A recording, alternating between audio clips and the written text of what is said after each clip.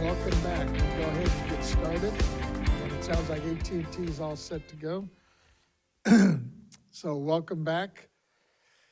We are now going to be having our panel, excuse me, of the county assessors. And we have a number of speakers with us today, both in person and remotely. The first speaker of our second group panel is the newly elected assessor, Nasa Fligor from Santa Clara County. Congratulations on your recent election. And I believe she's on the screen somewhere. And I will, first of all, wanted to thank you and your office. You've been very active with our work group in the past with Larry Stone and a few other folks in your county, and really appreciate the input that we've been receiving, and especially the commentary that you've had as we started this process a little over a year ago.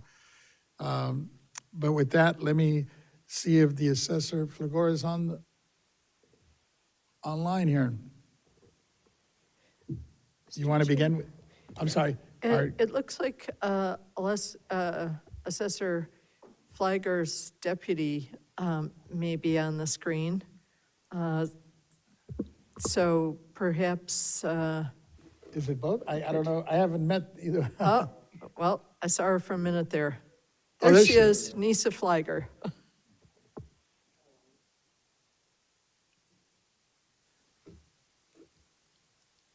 She might be muted, though.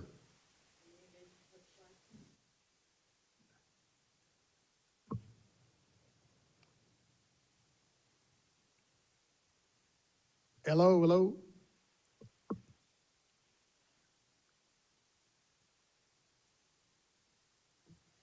I think I see one finger. Is that like 1 minute?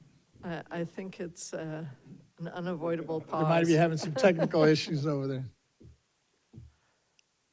We'll give them a minute or two here.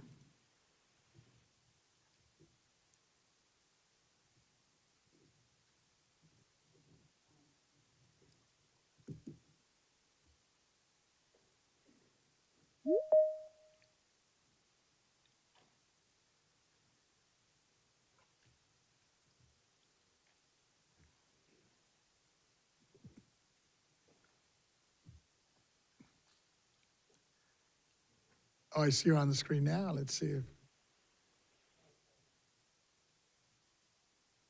I think you're still muted, though. We can see you. Just can't hear you.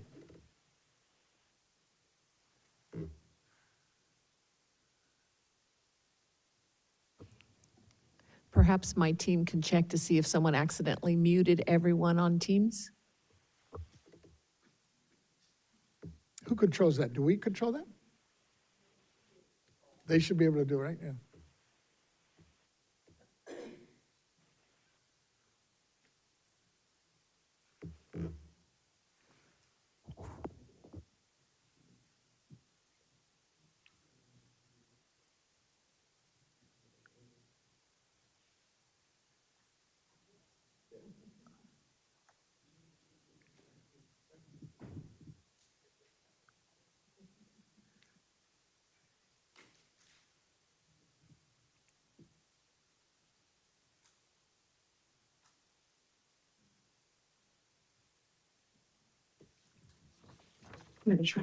Can you hear me now, Mr. Vasquez? Yes, now we can.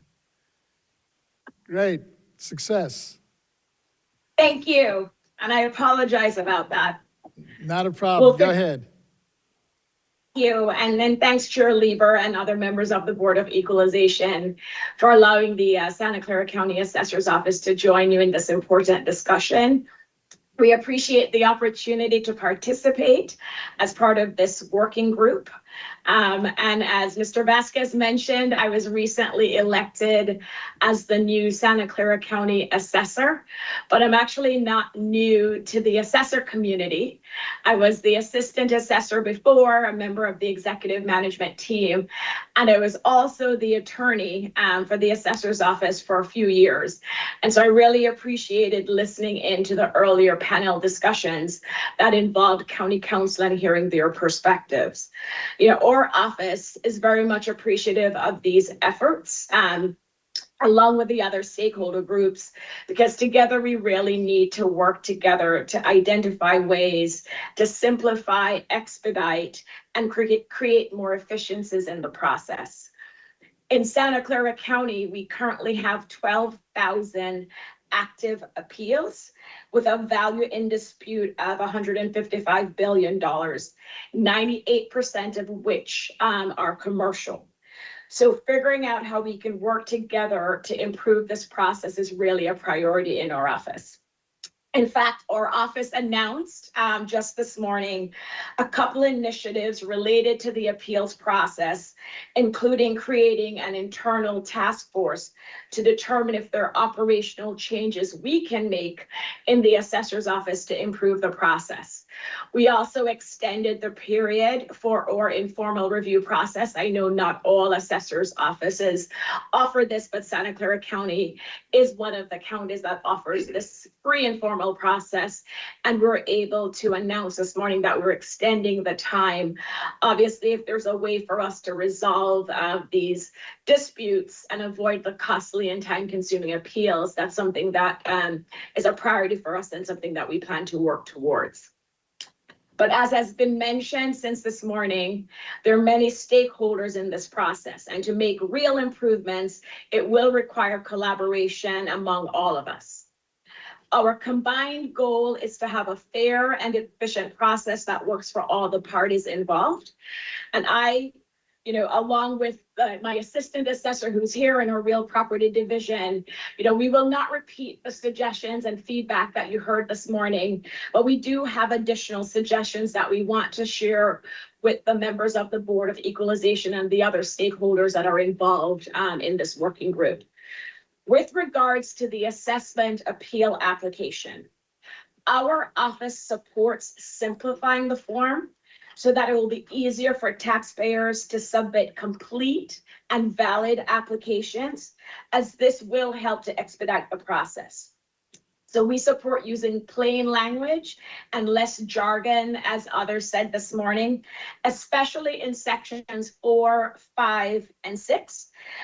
We also support, and I don't think this was suggested this morning, and I imagine there may be some counties that have this, but in addition to the instructions that we provide with the form, having a FAQ section, commonly asked questions that we receive from taxpayers on the application form, and provide additional information and direction there. So not only rely on the instructions that we include with the form, but having a FAQ page, because a lot of times our experience is it's the same questions we get over and over from different taxpayers trying to understand the form.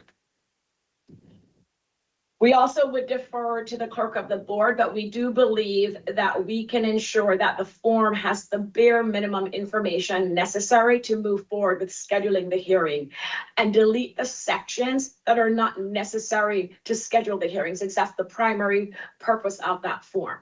And I know there was a discussion earlier about the claim for refund section and whether or not we wanted to include additional information there.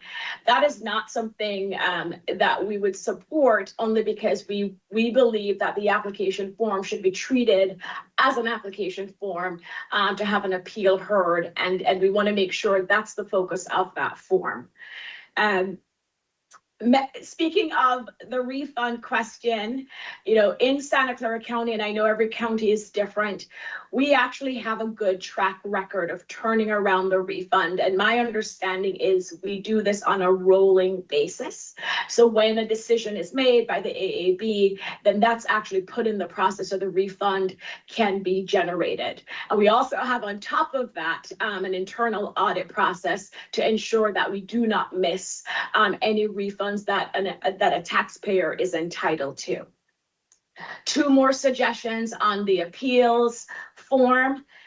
With regards to section 6I, we think it would be helpful to have a fillable field that the taxpayer can fill in instead of having them attach a separate sheet.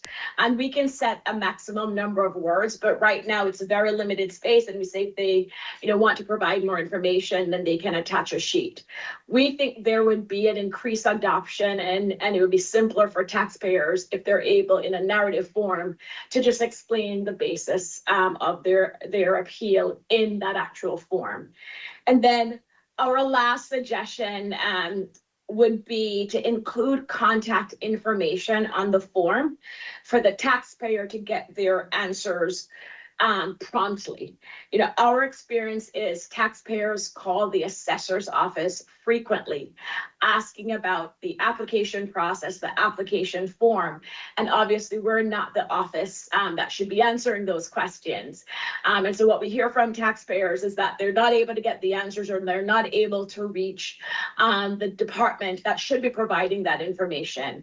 And so we believe having contact information on the form, a phone number that someone answers or gets back to the taxpayer within 24 hours, or an email address that gets a response within 24 hours would actually also help to expedite that process. The second issue I think the board is considering today is whether or not we define what good cause means for postponement determination. And as I mentioned, I was the attorney for the assessor's office, so I was part of county council. And so I'm very familiar with good cause. And I think Mr. Parker mentioned, it is a legal term, but by us defining what good cause means, I believe it will be very helpful to the AAB members in making the determination on whether to grant a postponement. And so we support providing the factors for considering good cause. It will provide consistency, reduce arbitrary decisions, and number 9 in the proposed language, I think someone mentioned that we should not make this mandatory. It should act more as a guide. I think what's helpful about the language that's being proposed and how we define good cause is number 9 in that proposed language, because that's a catch-all, right? So we have 8 specific factors and then we have 9, which does give an AAB member some discretion where, if there are circumstances or facts that are not listed above, then they still would have the ability to grant the request for postponement. We would also recommend that we have our AAB board members state the reason for granting the postponement, because our experience is when they're required to do that, they're not just saying, yes, you can have an extension, but they're actually required to state the good cause they're relying on or the other facts and circumstances that are the basis for their determination. That would help to make sure that the decisions are more consistent and less arbitrary. And then I appreciated the example earlier this morning about avoiding the excuses of the dog ate my homework. And so, to the extent we can have taxpayers sign under penalty of perjury or, some form that will really make sure that, whatever they provide for asking for a postponement, it falls within the good cause factors that we have. And then lastly, with regards to working closely with the assessor's office on scheduling hearings, I appreciated hearing from the clerk of the board and the other stakeholders and the concern around ensuring that, the assessor's office isn't unfairly or unintentionally being receiving preferential treatment or there's any prejudice there. I do think, though, when we step back and we look at the process, I think we all are in agreement that we need to figure out a better way to schedule these hearings so that we don't run too close to the statute of limitation, which is only 2 years. And so if this is not the solution, our office believes that we still need to continue working together to ensure that the scheduling of hearings move much faster than they are currently. So for example, in Santa Clara County, and similar to other counties, the period is from July 2nd through September 15th. Most times, we may not receive a valid application that's been reviewed by the clerk of the board until, January of the following year. And then we have to do our own internal review. And so by the time a lot of these matters get scheduled, we're already into year 1 of the statute of limitation period of time. And so we would appreciate hearing other suggestions. If the assessor's office suggestion of having us propose dates for these hearings, and then the clerk of the board can always say that date doesn't work for whatever reason, for the other factors they consider, that's understandable. But the assessor's office, by proposing a hearing date, at least it gets a date on the calendar that all parties would work towards. And if there are other reasons why the clerk of the board believes that another date works better for the other parties involved, that's obviously something that the clerk of the board would have the opportunity to adjust. Currently we have limited resources, as I heard from other offices, and we have many priorities in our office. So it's the same resources working on the same priorities. And sometimes we have the same appraiser with 150 matters that one appraiser would need to handle in addition to his or her production role. And so we really need to figure out a better way to work on scheduling hearings so it does not unfairly impact the assessor's staff, while still recognizing that there are other parties that are part of this process that need to be considered.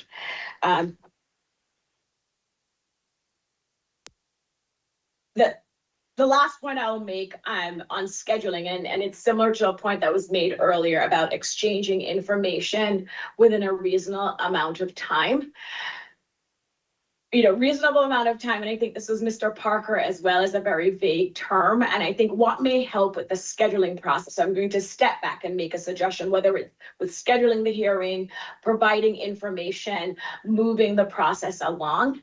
I think what may actually help is having a certain number of days in which things need to happen. Right. And so understanding you have a 2-year calendar, the clerk of the board would need to set a hearing by a certain date, it gets sent over to the assessor's office. We would also have the same obligation to make sure oral review is done within a certain number of time. If the taxpayer needs to provide information, then the taxpayer also would need to provide that within a certain number of days, as opposed to having vague terms such as a reasonable amount of time. And so we think, if we're not able to be at the table where we propose dates for the hearing, then maybe another solution is for us to figure out a schedule or a timeline where a certain number of days are given to each party involved to get certain things done. And we actually have suggestions for that, but I will stop here and look to my assistant assessor and chief to see if they have any other suggestions on these 3 items. Thank you. And that's it, Mr. Vasquez. Thank you again for including us in this discussion. Thank you. Thank you for your recommendations and comments. With that, let me move on to our second speaker. And I just was told that the Honorable Jordan Marks is tied up, but we have his assistant here, excuse me, who is going to be joining them anyways, Mr. Martin Arias. So I'll let you go ahead and give your remarks. And first of all, thank you and your office, especially Jordan. He's been real helpful over the last year with this working group when we first started. So let me turn it back over to you. Thank you and welcome. There we go. Thank you very much, Member Vasquez. Good afternoon, honorable members of the Board of Equalization. My name is Martin Arias, and I am the San Diego County Assessor Taxpayer Advocate. And I'm here on behalf of the San Diego County Assessor Jordan Marks' office. I want to begin by thanking Member Vasquez for convening this important work group and for fostering collaborative effort to improve our assessment appeals process. I also want to recognize my assessor colleagues, led by California Assessors Association President Kristen DePaul, along with our clerk of the board counterparts and the CADA leadership. Together, we are committed to delivering the highest level of service to our taxpayers and strengthening the integrity of our system. In advance of today's meeting, Assessor Marks convened a stakeholder session in San Diego County with our team of property tax and appeals experts, my taxpayer advocate team, Clerk of the Board Andrew Potter, and Chief Deputy Ann Moore, and members of our community paid advocates. I'm honored to bring forward the collective opinions, recommendations, and reflections of San Diego County's entire appeals ecosystem. The message from our meeting was clear. We must invest in a better assessment appeal process.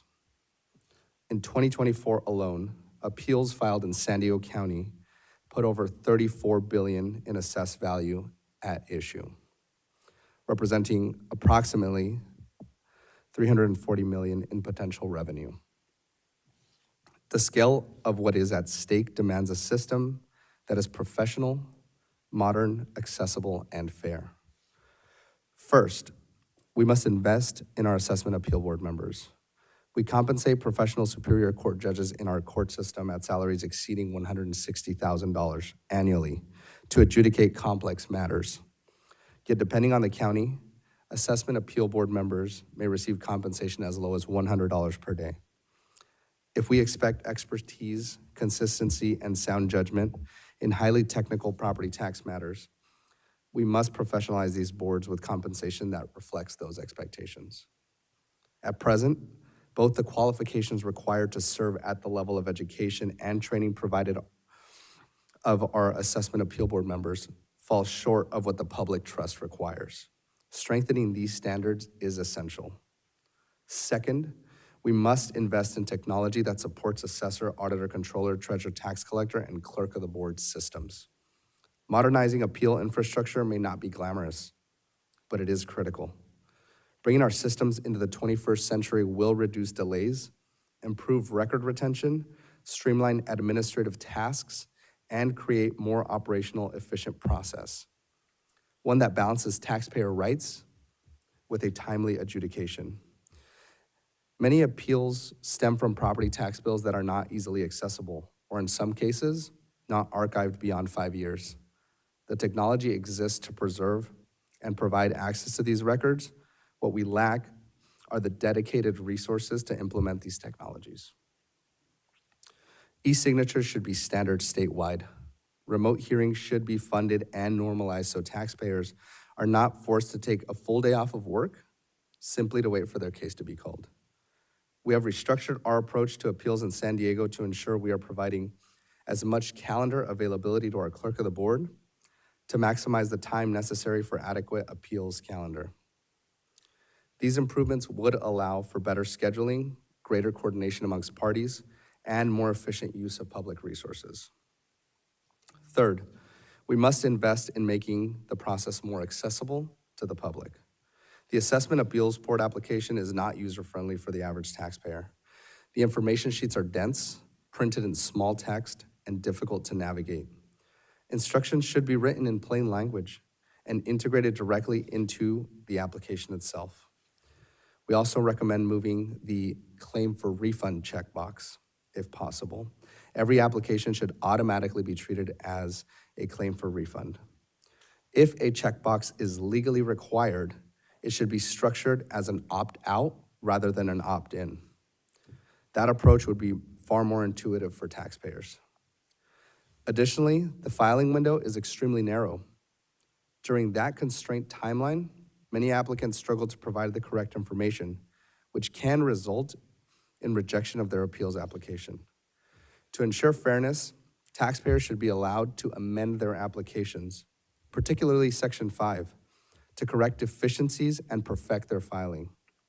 We should not extinguish substantive rights based on technical errors that can be remedied. Finally, with respect to what constitutes good cause, we recommend explicitly including consideration of whether data has been exchanged pursuant to Sections 408 and 441D, and whether both parties have had reasonable time to review that information. In San Diego County, we are implementing safeguards to ensure taxpayers have adequate time to review our records and that our team has sufficient time to review theirs. A fair process depends on meaningful access to information for both sides. Thank you again, Member Vasquez and honorable members of the board, for convening this important forum and working group. We appreciate the opportunity to strengthen a system that serves not only government, but every taxpayer who depends on a fair and transparent appeals process. Thank you. Thank you. With that, we'll move into our third speaker, which is the Honorable Kristen DePaul, who's here with us. Also the president of the California Assessors Association, CAA, from Modoc County. Welcome, and thank you for your participation in the past as well, and your and the association's support. Good afternoon, Chair Lieber, honorable members of the board, members of the public and staff. Thank you for the opportunity to speak this afternoon and offer perspective from the California Assessors Association and small county assessors. My name is Kristen DePaul, and I am the assessor recorder for Modoc County, and I am also serving as the president of the California Assessors Association this year. The CAA represents elected and appointed county assessors who are constitutionally charged with fairly, uniformly, and lawfully administering California's property tax system. The association promotes professionalism, consistency, and public trust through collaboration, education, and compliance with state law and BOE guidance. Today's discussion on the assessment appeals process is a topic of great importance to the association. The assessment appeals process is one of the cornerstones of the property tax system. It ensures taxpayers have meaningful access to due process, provides transparency and accountability and valuation, and reinforces public trust in the work of county assessors. When the appeals process functions well, it affirms that assessments are not only accurate, but equitable, and that disagreements can be resolved through an orderly, impartial, and accessible process. Today, we want to underscore the importance of preserving the integrity, efficiency, and clarity of assessment appeals, as they are essential to maintaining confidence in local assessment practices and overall stability of California's revenue framework. Obviously, small counties don't experience the volume of appeals that large counties do, which makes our caseloads much more manageable.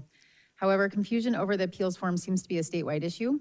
We have a lot of constituents who will actually stop by our office to get clarity on differences between supplemental or regular assessments, or whether they're appealing a rule change or escape or et cetera, which box to check on anything, really. This is obviously more of an issue if they are unrepresented, but a layperson just doesn't understand the tax code and verbiage. Despite the thorough explanations of the instructions, we find that taxpayers still find them confusing or just completely ignore them. However, there is a balance to strike between simplifying the form for the taxpayers and preserving the utility of the form for the assessors and the clerks of the board.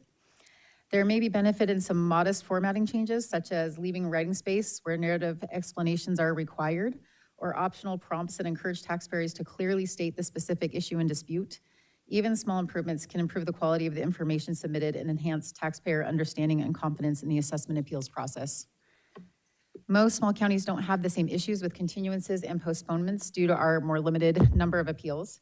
However, I do believe that providing guidance on appropriate factors for consideration for allowing continuances or appeals would promote greater consistency across the counties while preserving some local discretion. Many of the smaller county board of supervisors also sit as their assessment appeals boards. Clear guidelines would stream the appeals process, but also provide clarity to appeals boards that lack any kind of legal background, avoiding delays or additional hearings just to resolve whether the burden has been met to justify continuance or postponement. Ultimately, this kind of guidance strengthens transparency, expectation, due process, and confidence in the assessment appeals system, while also reducing administrative strain. Small counties don't normally experience the same struggles scheduling hearings due to our limited number of appeals, but adopting some best practices can be beneficial for clarity and uniformity. Early and regular communication about anticipated appeal volumes, staffing capacity, and board availability can help avoid conflicts and improve efficiency. Pre-season planning discussions before hearing calendars are finalized and clear protocols for communicating scheduled changes to all parties might be helpful.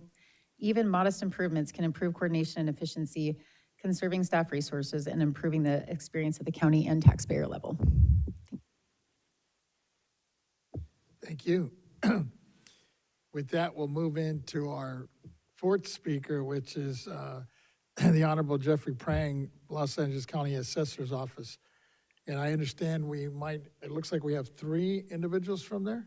Is it Lawrence? I have Lawrence Liu here, Chief Appraiser Lisette Cornejo, and the Principal Appraiser Gregory Lejon.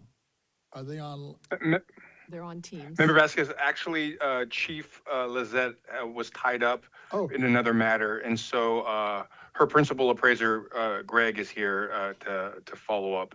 But first off, I just wanted to say good afternoon to everyone, Chair Lieber, Member Vasquez, members of the board. Thank you for inviting us on this opportunity to appear today. As you guys all probably know, my name is Lawrence Liu. I'm Special Assistant to Jeff Prang. And with me, I've already introduced him, but it's Greg Leung. He's our principal appraiser with the Assessment Appeals Unit. And, we're here just to offer any additional feedback and to answer any questions related to the work group discussion topics. Greg, did you have anything to add? Yes, if I may add something. Good afternoon, honorable members of the board. Thank you for the opportunity to provide input on these matters. My name is Gregory Leung. I'm the principal appraiser with Los Angeles County Office of the Assessor. I would like to speak on the third item of discussion on the development of additional guidance on assessment appeal scheduling coordination. As I work in our assessment services section, one of my functions is the coordination and scheduling of our staff to represent the assessor at assessment appeals board hearings. In my experience, I feel that we have developed a pretty good working relationship with the clerk of the board, and we already communicate frequently with the shared goal of efficient scheduling. Looking at the proposed language for the additional guidance, it would require the assessors to facilitate the scheduling process by categorizing applications into several categories. In Los Angeles, a process already exists that allows the clerk of the board to know how to categorize some of these applications. For example, properties in Los Angeles are assigned to various regions or clusters based on factors such as location and property type. Properties in residential regions and single-family clusters may generally fall under the straightforward case category, and properties in our major rural properties division regions generally would fall under the more complex category. In addition to this classification, I additionally communicate with the clerk of the board fairly regularly if I'm aware of any applications that we have that are likely to be easily resolved through acceptable recommendations from the assessor, or if there are applications that I know will be moving forward with complex issues. This helps the clerk of the board identify which applications to schedule together and how many applications to schedule to minimize some of the board downtime. And in return, the clerk of the board communicates with me anytime there may be sudden changes in board assignments so that I can ensure that we have adequate coverage on all of the boards. So we feel that the existing guidance from LTA number 2013-39 already provides sufficient direction, and county assessors may already have good working relationships with the clerk of the boards, just like we have in Los Angeles County. Therefore, the development of additional guidance on scheduling coordination may be unnecessary. Thank you.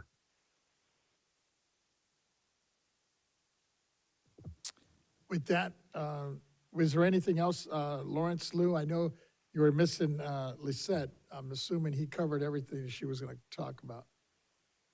I think so, and we're going to be answering any questions that the board may have as it relates to some of the other topics. But I thought our focus was more on the scheduling point. Thank you. With that, let's move on to our last but not least, the fifth speaker here, which is the Honorable Matthew Maynard, who's in person here, the chair of CAA Subcommittee on Standards from Placer County Assessor. And I understand you also have an assistant with you, Brian. Is it Wirtz? I don't know if I'm pronouncing your last name. Yes, it's Wirtz. Thank you. Okay. Yes. And with that, I'll turn it over to you. Thank you very much. Good afternoon, Madam Chair, members of the board. To introduce myself for the record, I am Matt Maynard, the Placer County Assessor. While I am the current chair of the Standards Committee of the CAA, what my team and I will discuss today is just from the perspective of Placer County and does not represent the CAA. I would just like everyone to be aware of that, as we just heard from the CAA president, and I would not entertain the idea of stepping on what she just said. I would like to thank the board for letting us be a part of this discussion. We truly appreciate the board examining this topic and creating the opportunity for open dialogue and collaboration. Placer County, as a medium-sized county, can only speak to our experiences with assessment appeals.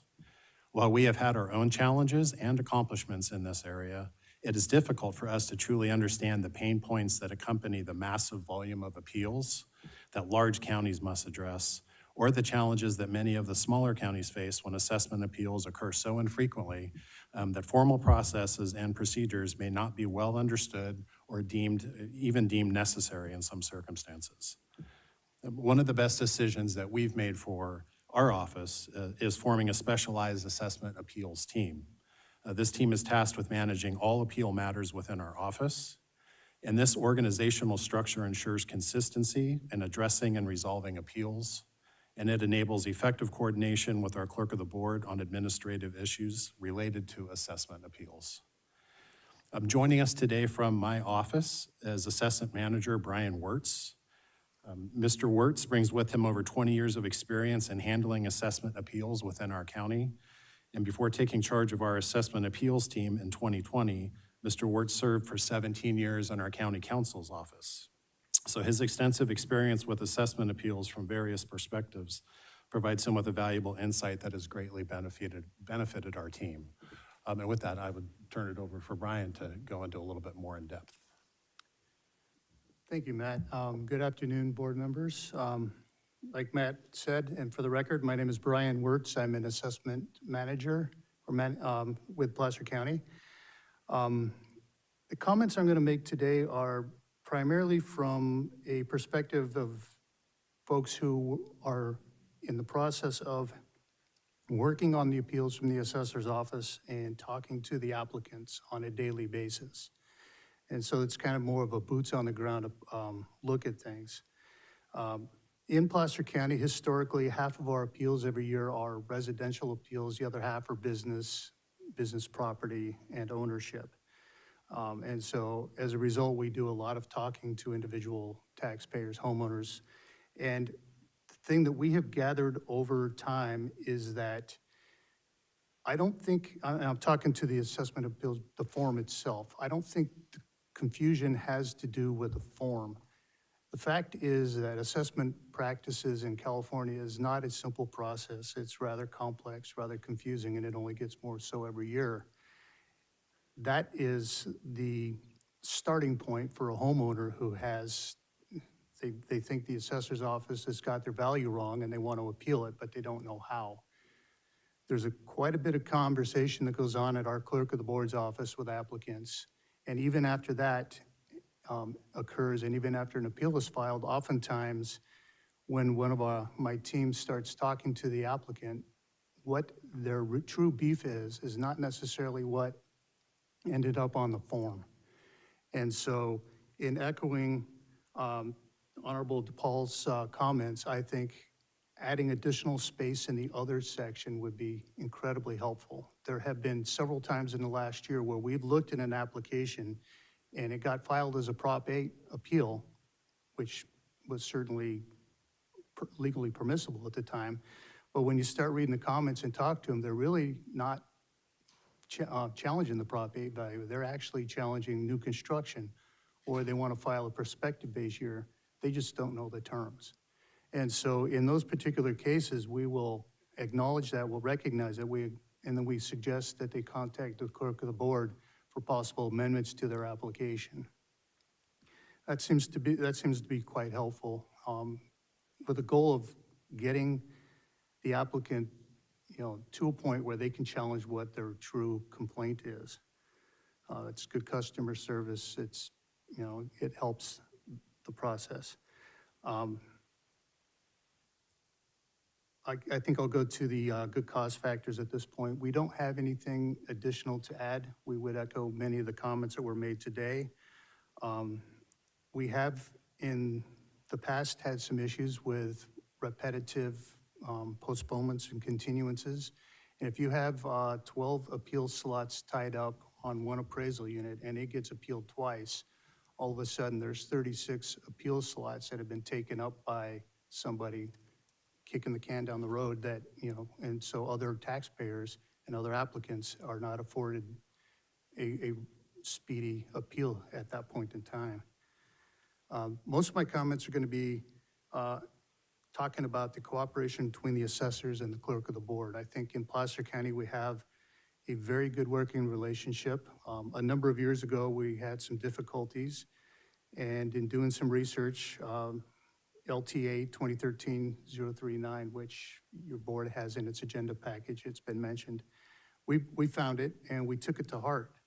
And we came up with an internal process by which, I'll explain it briefly, and it works very well for us. It may not work for other counties. We have one appeals board. At their administrative meeting in July, they set the following calendar year, the hearing schedule for the following calendar year. And so at that point, the hearing dates are known at least 6 months in advance. In addition, the board schedules several tentative two-day hearing dates. They're kind of penciled in for those appeals that could take a lot of time and be very involved in. And so we have those, and we can request that those have a hearing. Applicants can also do that. With those hearing dates known, the assessor then determines the proposed hearing schedule. So we look at all the appeals, we look at the two-year period, we see which ones are the most stale. We will then send recommended appeals. We set a recommended calendar. We send that to the clerk of the board at least 90 days before that particular hearing. The clerk then has plenty of time to look it over, to review, to see if there's any issues with it, make suggestions, make changes. And then if there are none, the clerk will then send out the notices, with at least 45 days as required. This has worked very well. There's some advantages to this.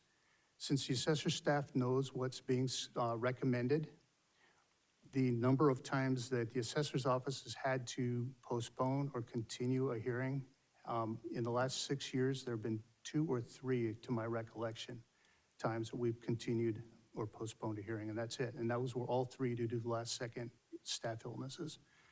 So one of the parties isn't going to be kicking the can down the road. Now, I can pretty much say with certainty that if we did not have that ability, we would be doing as many continuances as applicants. Now, we also understand, though, that applicants aren't just dealing with Placer County, they're dealing with every other county in the state, potentially.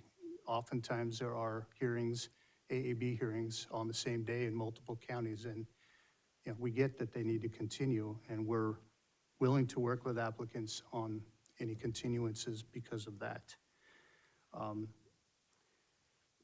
Another advantage to the process is once the assessor staff makes the recommendations, my team can start contacting applicants and discussing their appeals with them early on. Oftentimes, we're able to get things resolved well in advance of the hearing.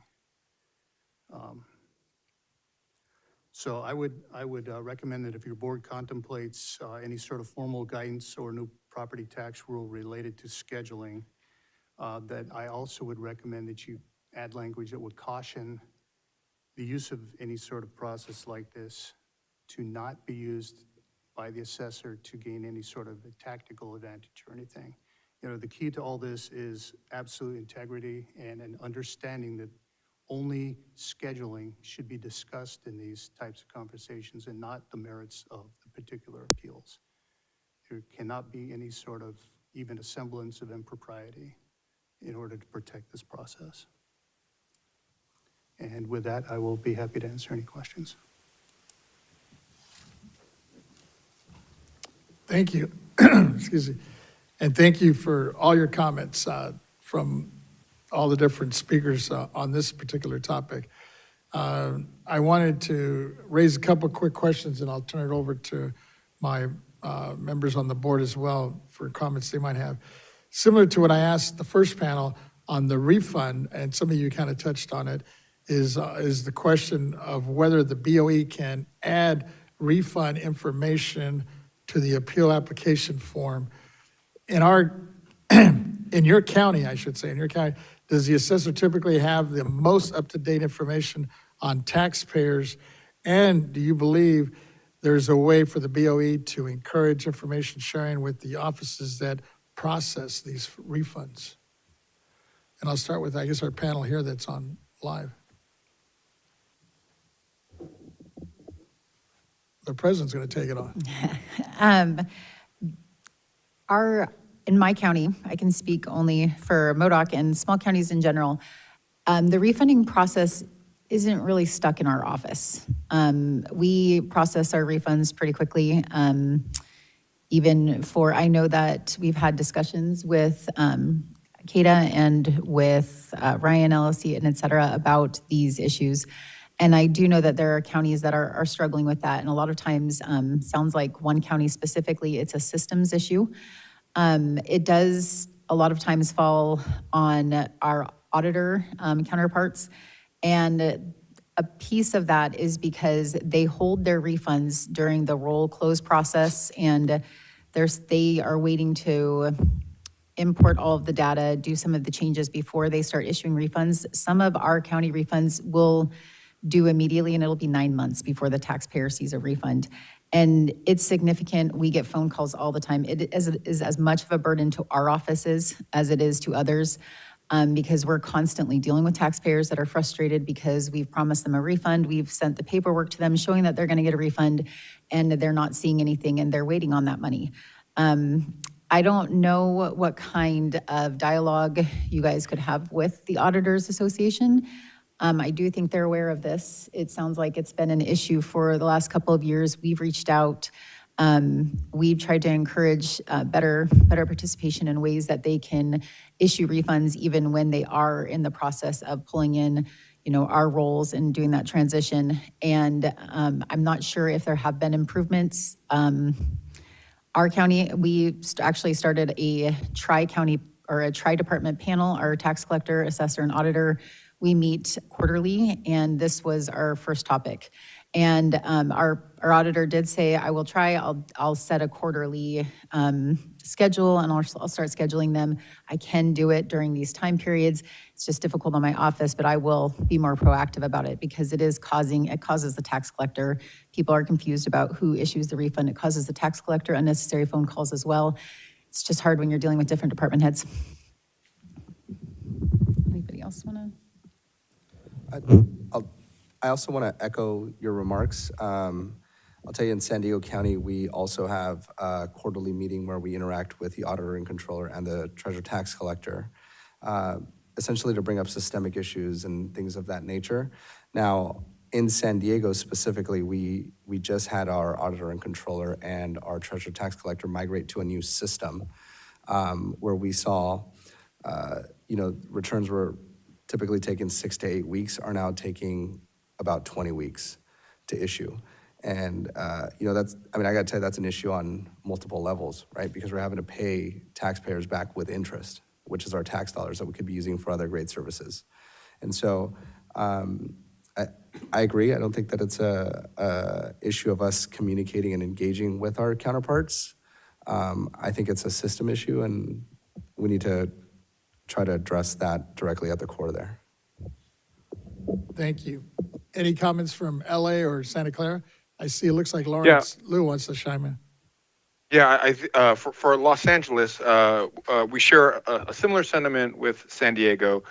Technology, the assessor's office, we recently, as Assessor Prang has stated multiple times, updated our assessor's platform. So we're running on a cloud-based technology, but our other tax counterparts, they have not upgraded their technology yet. And so typically during roll closure, our auditor has to shut down their system so that they can't receive information from us. So that sometimes does delay refunds during their period where they go dark. And then on other instances where we see that there may be a refund issue is it has to do with any sort of refunds that are issued beyond the 4-year statute of limitations. So typically, the auditor's system in LA requires that the assessor office do some sort of manual processing to sort of manually feed the information into their system for it to get processed. So there are times where, after an appeals case is resolved and a notice of board action is generated and we've provided that to the auditor, sometimes they don't go through. And it's not because of the auditor's fault or the assessor's fault. It just kind of gets log jammed in between the two systems. So then the assessor's office in LA County, we would have to do a manual processing procedure to sort of force the information through into the auditor system. And that sometimes can cause delays. So, you know, refunds is always a big issue, but our offices are always trying to respond to them as quickly as we can. But, you know, with technology and the differences in technology, that sometimes poses a problem. Greg, did I get everything, or is there anything else that? Nothing else to add. Yeah. Thank you. Thank you. Any comments from Santa Clara, or we move on? We can move on, Member Vasquez. I think everything has been covered by my colleagues. Thank you. With that, let me look at my colleagues. I think we have the chair wants to have some questions, and it looks like the vice chair as well. Thank you. I don't have any questions. I'm struck by how similar our panels have been in terms of the concerns about people trying to understand and make their way along with these initial steps in the process. And I appreciate having the diversity of small, medium, and large counties represented here. And I'd really encourage folks to submit written comments too, as well, before we have our next meeting scheduled. And I think that would be very valuable. I've got a whole notebook full of notes now, but anything that you submit to us in writing, we will use. Thank you. Thank you. Vice Chair? Yeah, great. Great input. Thank you very much, the panel. I was just, I like this idea that was suggested by Assessor Flygor. Am I pronouncing it right? Okay, Flygor, okay. But a lot of great ideas here, but this contact phone and email seems like something that would be fairly simple to add on to the assessment appeal application in the event that there are questions. Also like the comment about a good cause definition. And I'm just curious as to whether, you know, is there a legal issue there? By defining it, do you then invite potentially more litigation, or because, you know, it can be in the eye of the beholder in terms of good cause. At least I'm just speculating, but.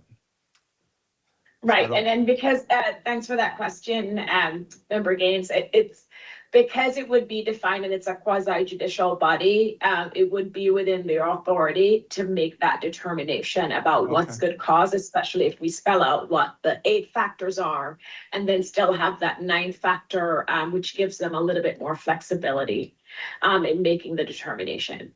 And should that be determined on a per county basis, or would there be a rationale for a statewide good cause definition? I don't know. I'm just asking. I think for uniformity, or recommendation would be to have it done statewide, where we adopt certain factors that would define good cause. Okay, very good. And is that's Assessor DePaul, is that something the association's talking about, a statewide definition for good cause? No. Okay, I saw you shaking your head, so I was curious. No, I do agree with Assessor Flygor that Yes. we are really focused on uniformity in the assessor's offices. It's easier for all of our constituents if they know what to expect, whatever county they're walking into. And so we would welcome guidance handed down at the BOE level that would give us and our assessment appeal board any kind of training.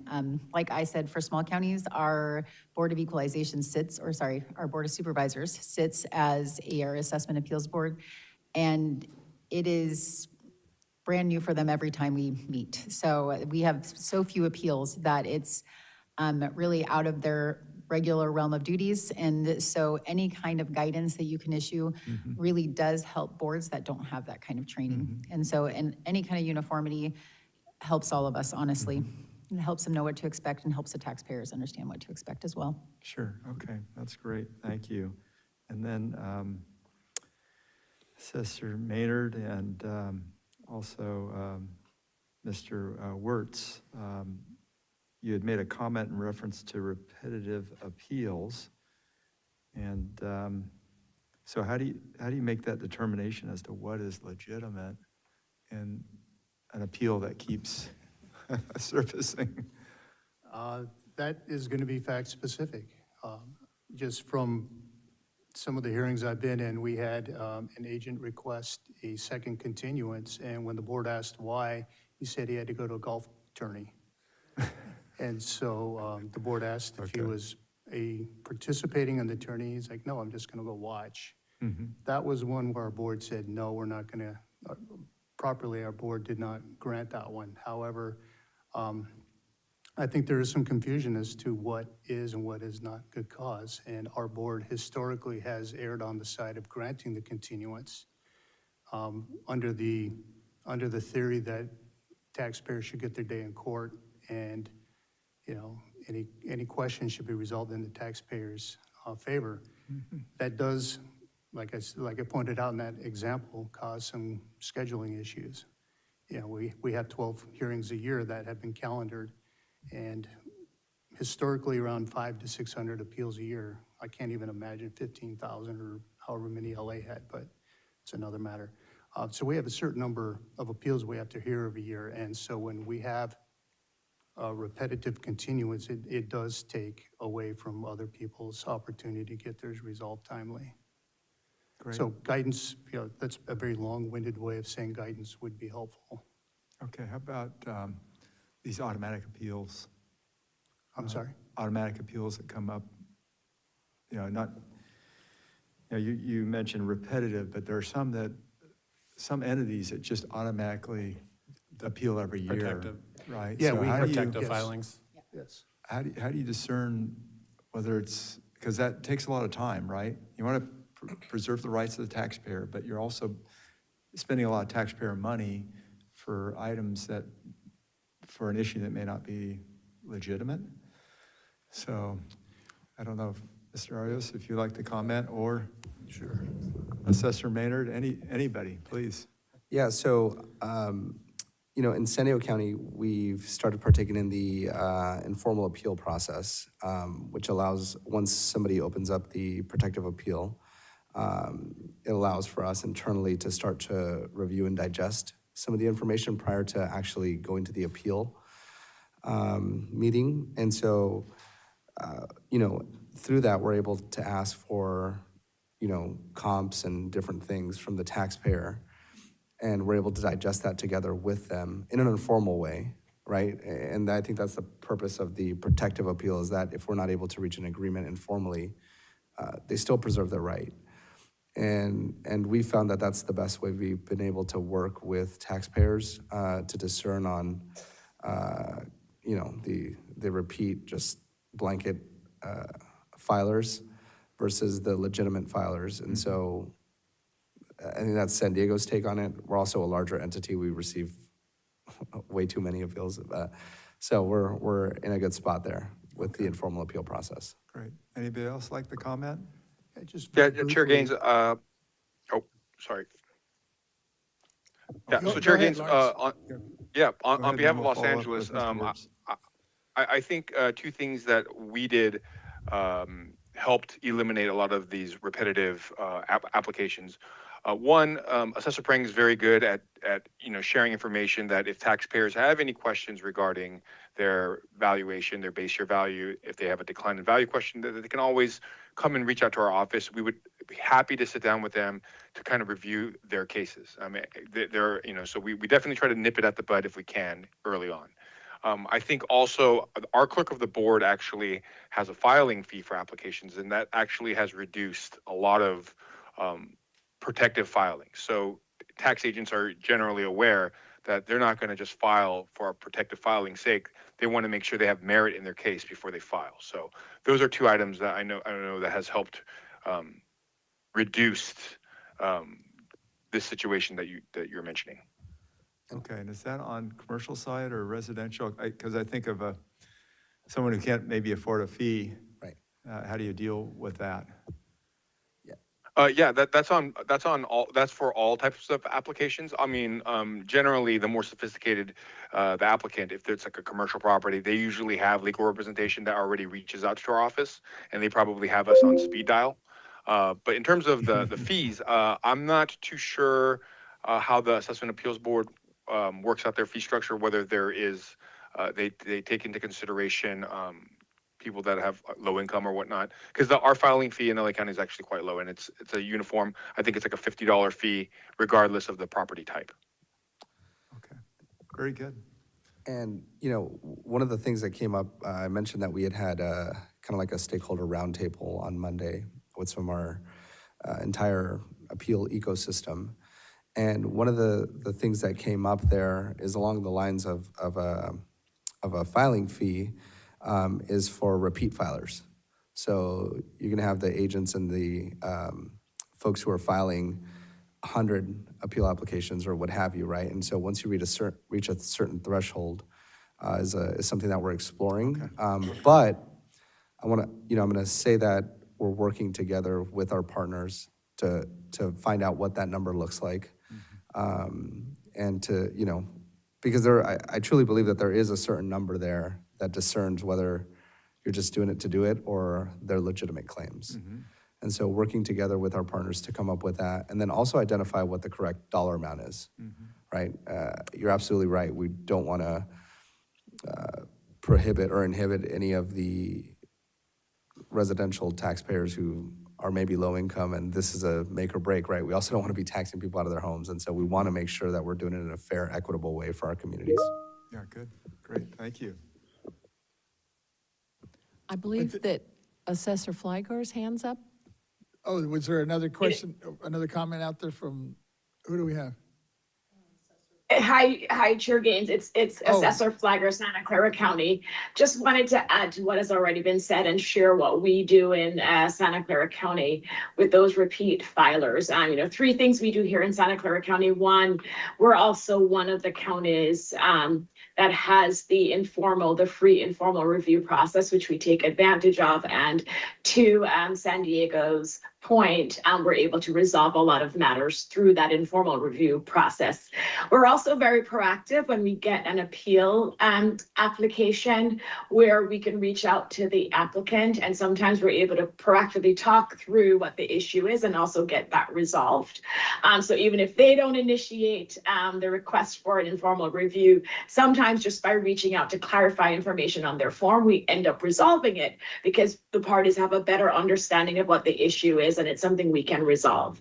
And the third thing we do here in Santa Clara County is we proactively review 345,000 residential cases every year. And so we're able to do this before June 30th, make any adjustments we need to make before we have to send out the NAV card at the end of the year. June 30th. And so all those steps that we take here in Santa Clara County definitely help to address those repeat filers and to minimize the impact on our staff here. And I will tell you that these applicants and even their agents are very appreciative when we do this proactively and we actually try to resolve it. Because as Lawrence said, the legitimate ones, the goal really is to resolve the matter and avoid the costly appeal. And so they're willing and happy to come to the table with us to see if we can resolve it before September 15th. Oh, that's great. Thank you, Assessor Flagler.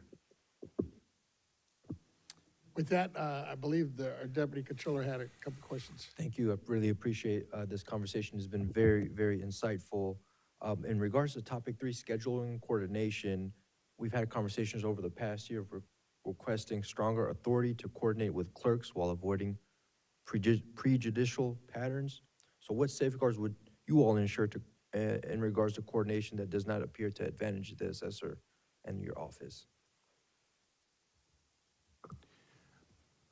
Yes, in answer to your question, like I alluded to during my primary comments, we limit our discussions to simply scheduling matters. We do not talk about the merits of the appeal. We don't even get into what kind of property type it is. We just. But do you like stop the conversation right there, or do you have a third party or No, like a lawyer on the call? We just stop it. Both parties know that is it. That's all we can talk about is, we have the following 53 appeals that we're recommending for this hearing date, and the clerk says, well, this one looks like it's a Prop 8 appeal, but there's a base year appeal that was also filed, and we look and said, oh, yep, you're right, we should have the base year appeal first, so we have something to bounce the Prop 8 off of. So can we switch those? Fine, done. That's essentially the limit of the discussion. It's good to know, good to know. So in regards to topic 2, good cause, should failure to timely exchange information be weighted against a good cause finding?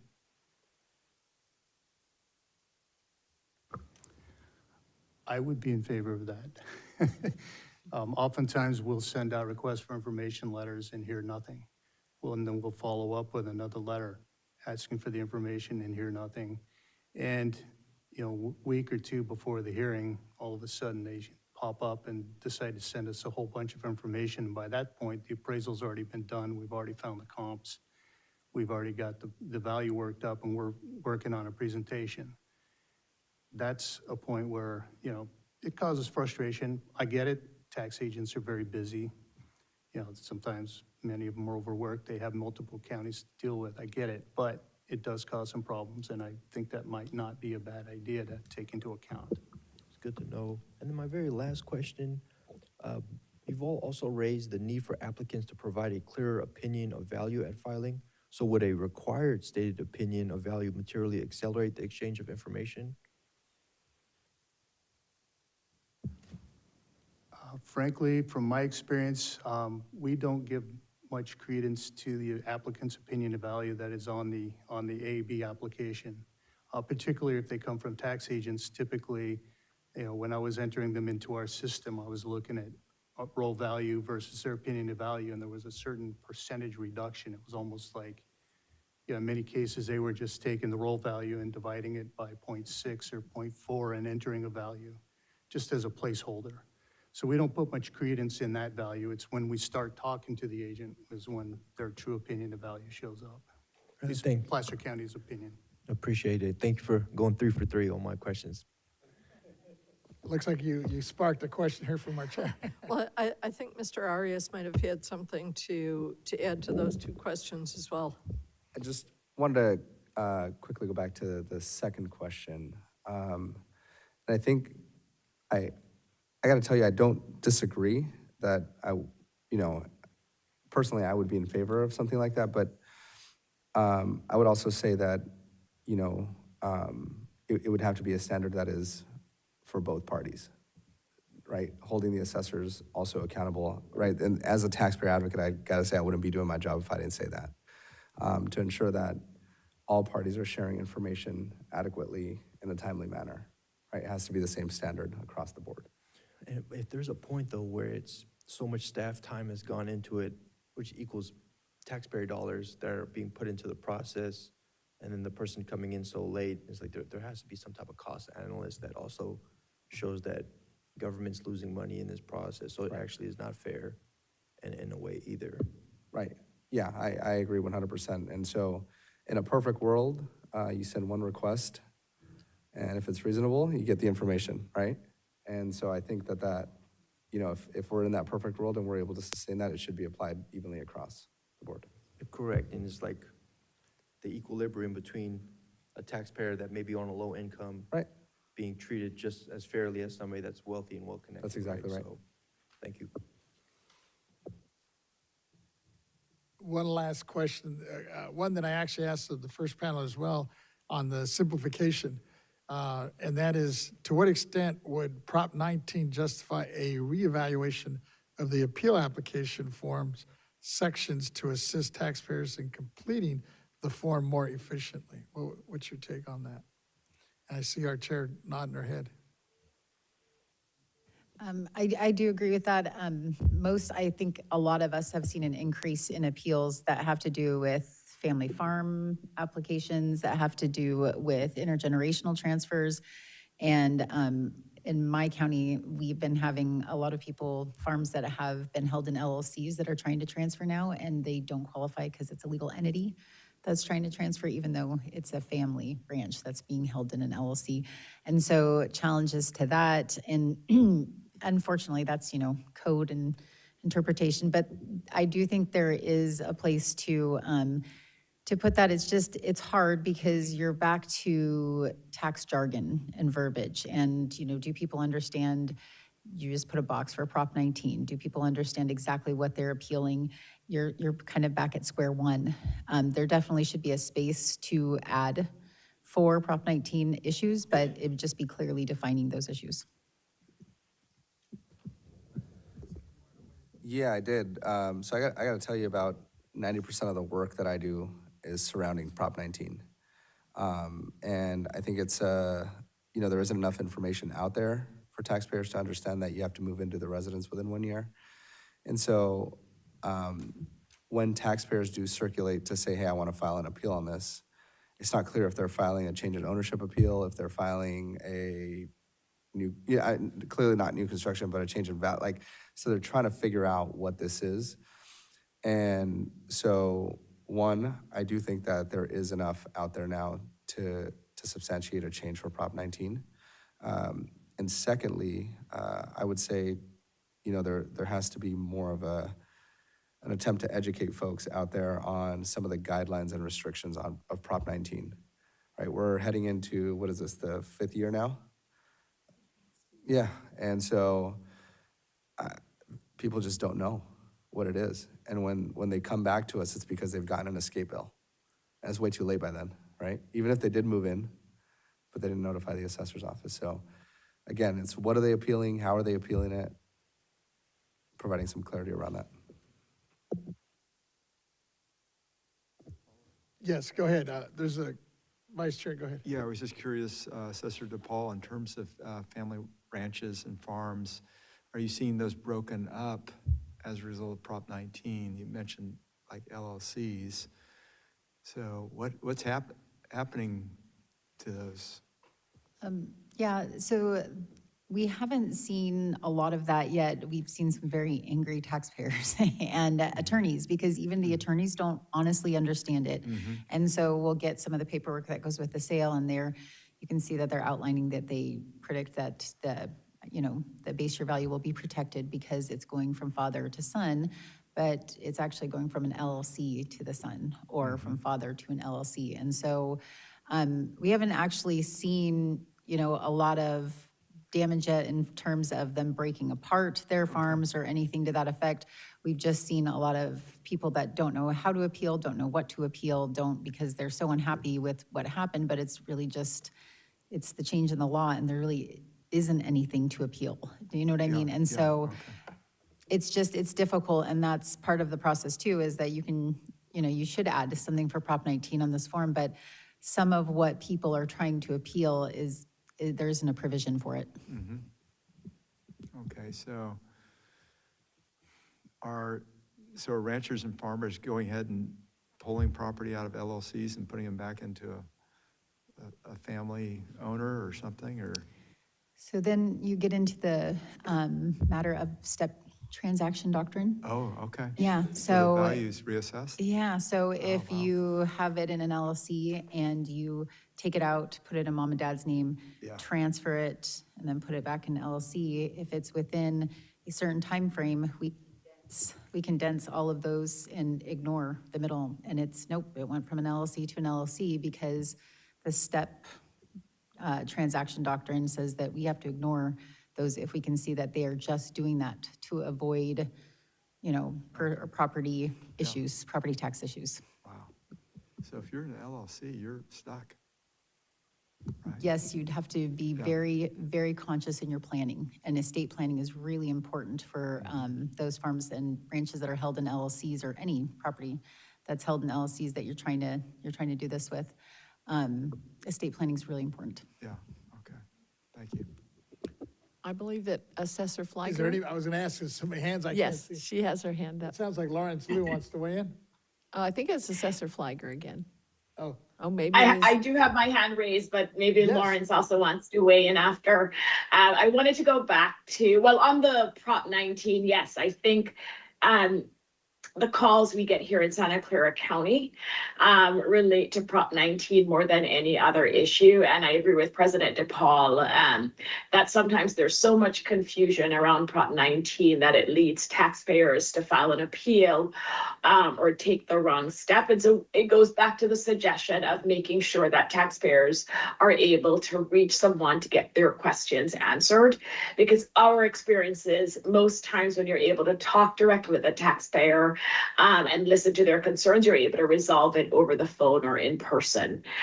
We wanted to go back on the scheduling question, Chair Gaines, just to reiterate the importance of the clerk of the board working closely with the assessor's office. And we really appreciate how in Placer County that process works. Whether or not the assessor's proposed schedule is immediately adopted, that's something we can work with our clerk of the board to figure out how that process works. But I think what's more important is that the assessor's office proposed dates be considered. And one of the ways you can avoid the appearance of a conflict or an appearance of prejudice to the assessor's office is the clerk of the board would still have the ability to take these proposed hearing dates from the assessor's office and vet them and ensure that they also work for the applicant. So it wouldn't be automatic that, the assessor's office proposes certain dates for hearings, and then the clerk of the board would just blindly and automatically schedule the hearings for those dates. But I do appreciate Placer County being able to schedule 6 months in advance and having that working relationship, because as we mentioned, we have limited resources like many counties, and I know every county has a different relationship with different stakeholders, but it's very important for us to have predictability in order to be best prepared for these hearings and not overburden our appraisers with 150 cases, which we have a real life example of, in a matter of a short period of time. That does not do justice for the county, the taxpayer, or anybody involved in the process if that's not well scheduled and everybody isn't prepared adequately for the hearing.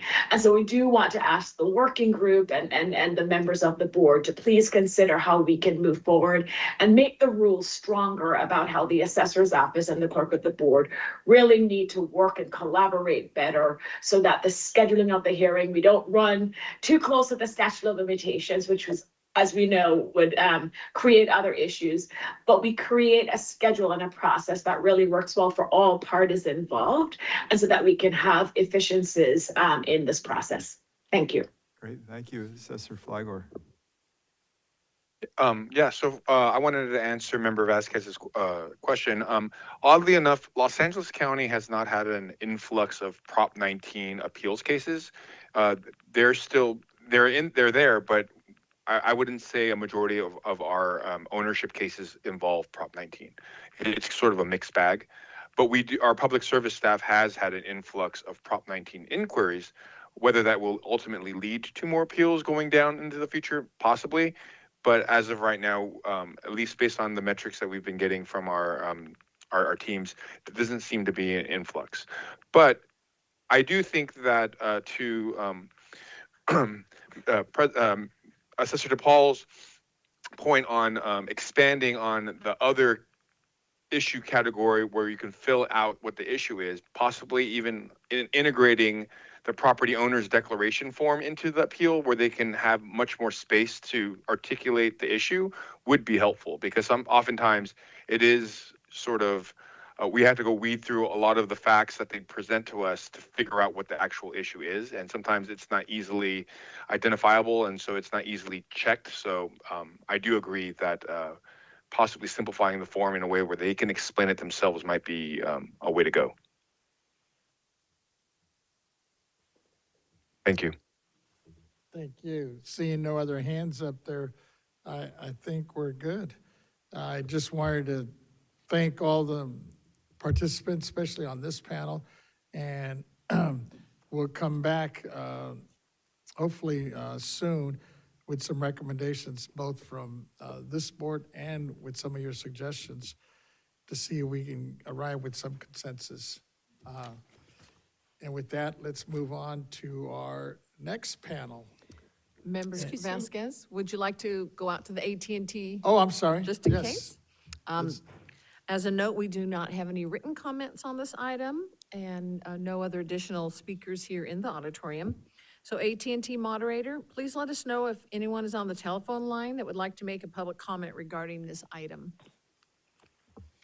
Absolutely. Please press 1, then 0 if you have any comments. 1, then 0. And no one has queued up. Thank you. Mr. Yes. Chair, if we could also take our labor break now? I was This gonna might be ask. a good time. Is this a good time? So we can take, what, 10 minutes, is that sufficient? So we'll do it 10 minutes, I got 2:05, so 2:15, we'll be back. Thank you. And thank you for those that came out from the panel.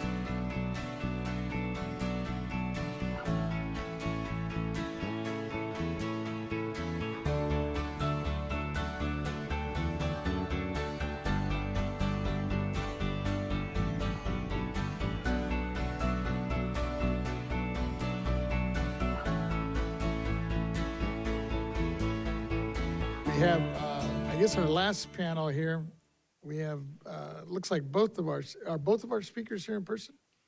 I know Kata, and I'm looking at somebody on the I screen believe here. Mr. Waldman, you may come forward, and Mr. Middleton is on the remote.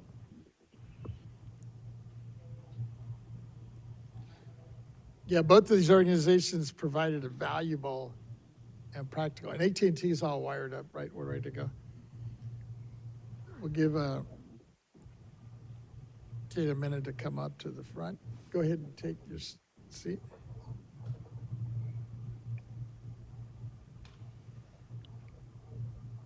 Our final panel here consists of taxpayers, organizations, representatives. These organizations have provided a valuable and practical perspective which rounds out our understanding of these issues. The first speaker of our third panel is Mr. Middleton from ProTax LLC, excuse me, who is also a member of CADA. We appreciate your attendance here today, and please go ahead with your comments. Thank you. I appreciate the opportunity to appear before the distinguished board and to present some information. I will be wearing two hats today. The first hat that I'm going to be wearing is for James D. Pasquale, who's the chairman of the California Alliance of Taxpayer Advocates, who could not be here today because he is attending a hearing. So he asked me to appear in his stead and to read into the record his response to items 1, 2, and 3 that are particularly on this agenda. So with your permission, I will do that first. And then before I get into the item 1, I'd like to bring Mr. Waldman, who primarily can deal with item number 1 for us. And then I will deal with items 2 and 3 because I was working directly with Mr. Chris O'Neill and of course, Mr. D. Pasquale for CADA's response. But I would like to start off by saying my firm ProTax has been in business for 35 years. So I've been working with many of the assessors and board members that are present today. Many of you who are on the panel know me personally, and I'm very encouraged that we are communicating across all party lines because several decades ago, there was no communication and we were doing a lot of things in the dark. So it's nice to see that we're all moving in the same direction.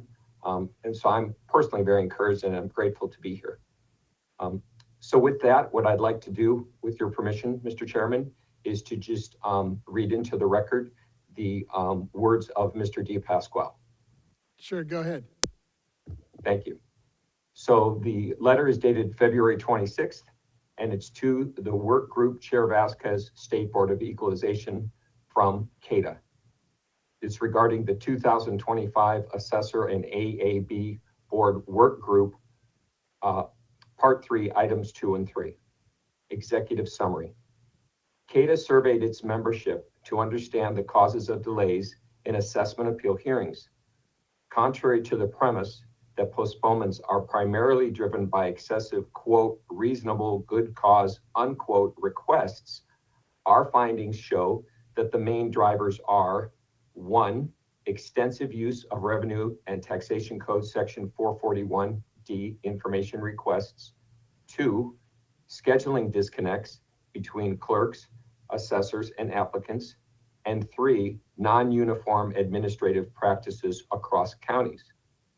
We recommend a standardized statewide pre-hearing process that requires assessors to first provide the basis for the assessment, limits information requests to relevant items, and clarifies timelines for all parties.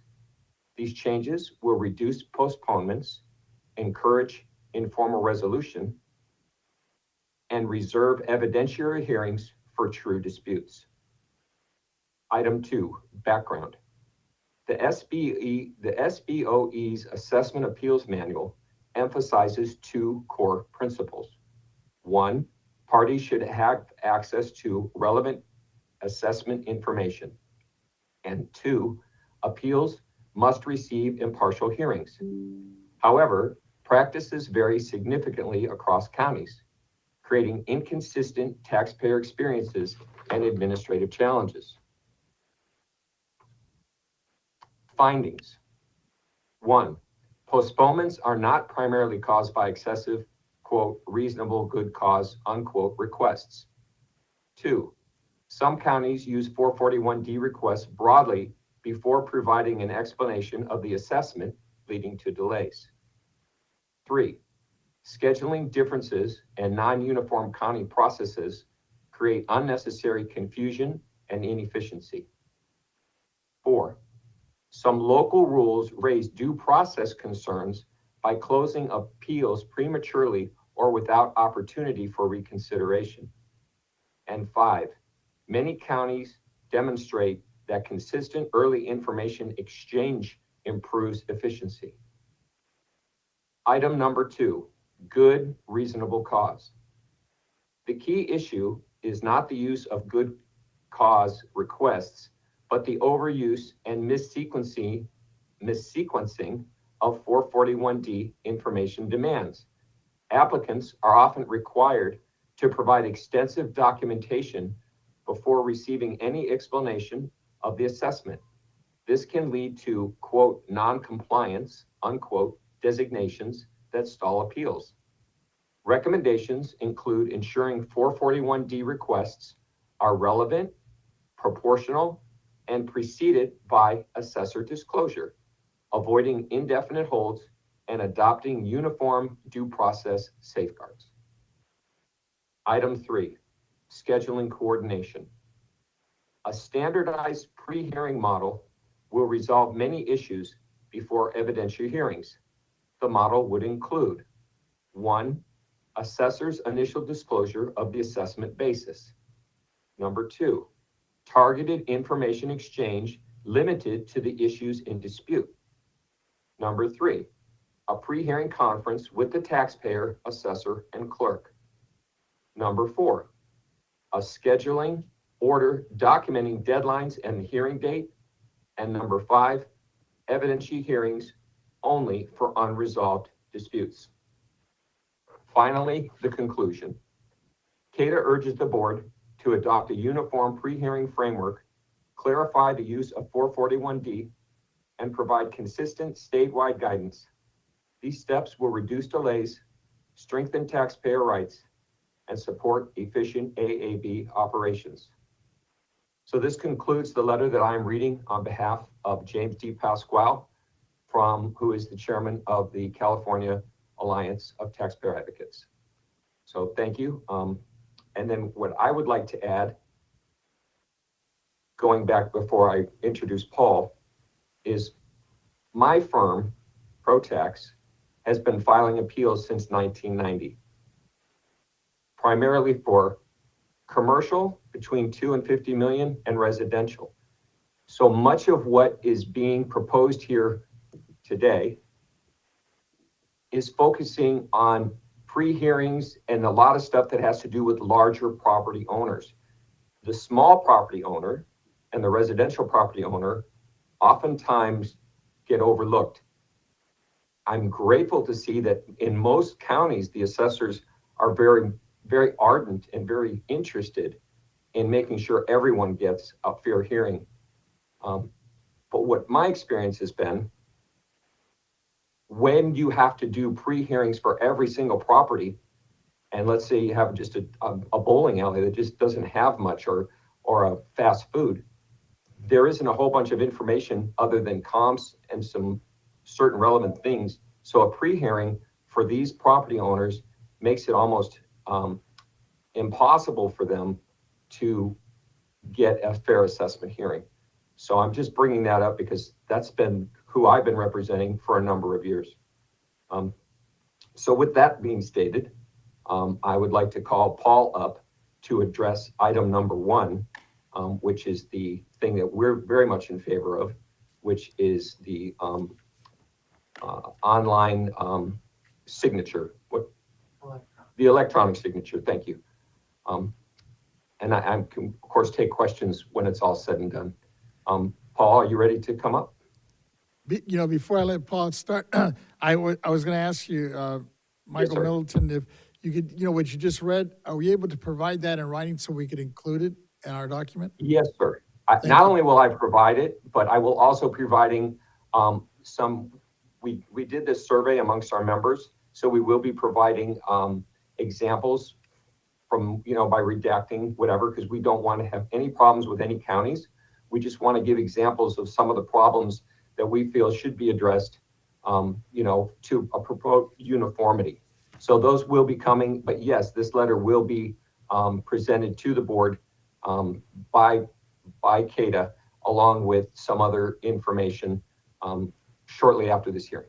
Thank you. Go ahead. Paul Waldman here, I guess the Director of Ryan Services and a member of the California Alliance of Taxpayer Advocates. Thank you, Madam Chair. Thank you,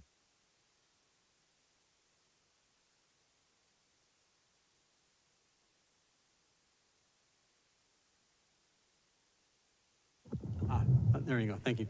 Appreciate the, want to thank the CCBSA as well as the assessors who are all participating in this process and have really put a lot of work into it and provided a lot of great information. Really, a lot of what I'm going to say is what they said.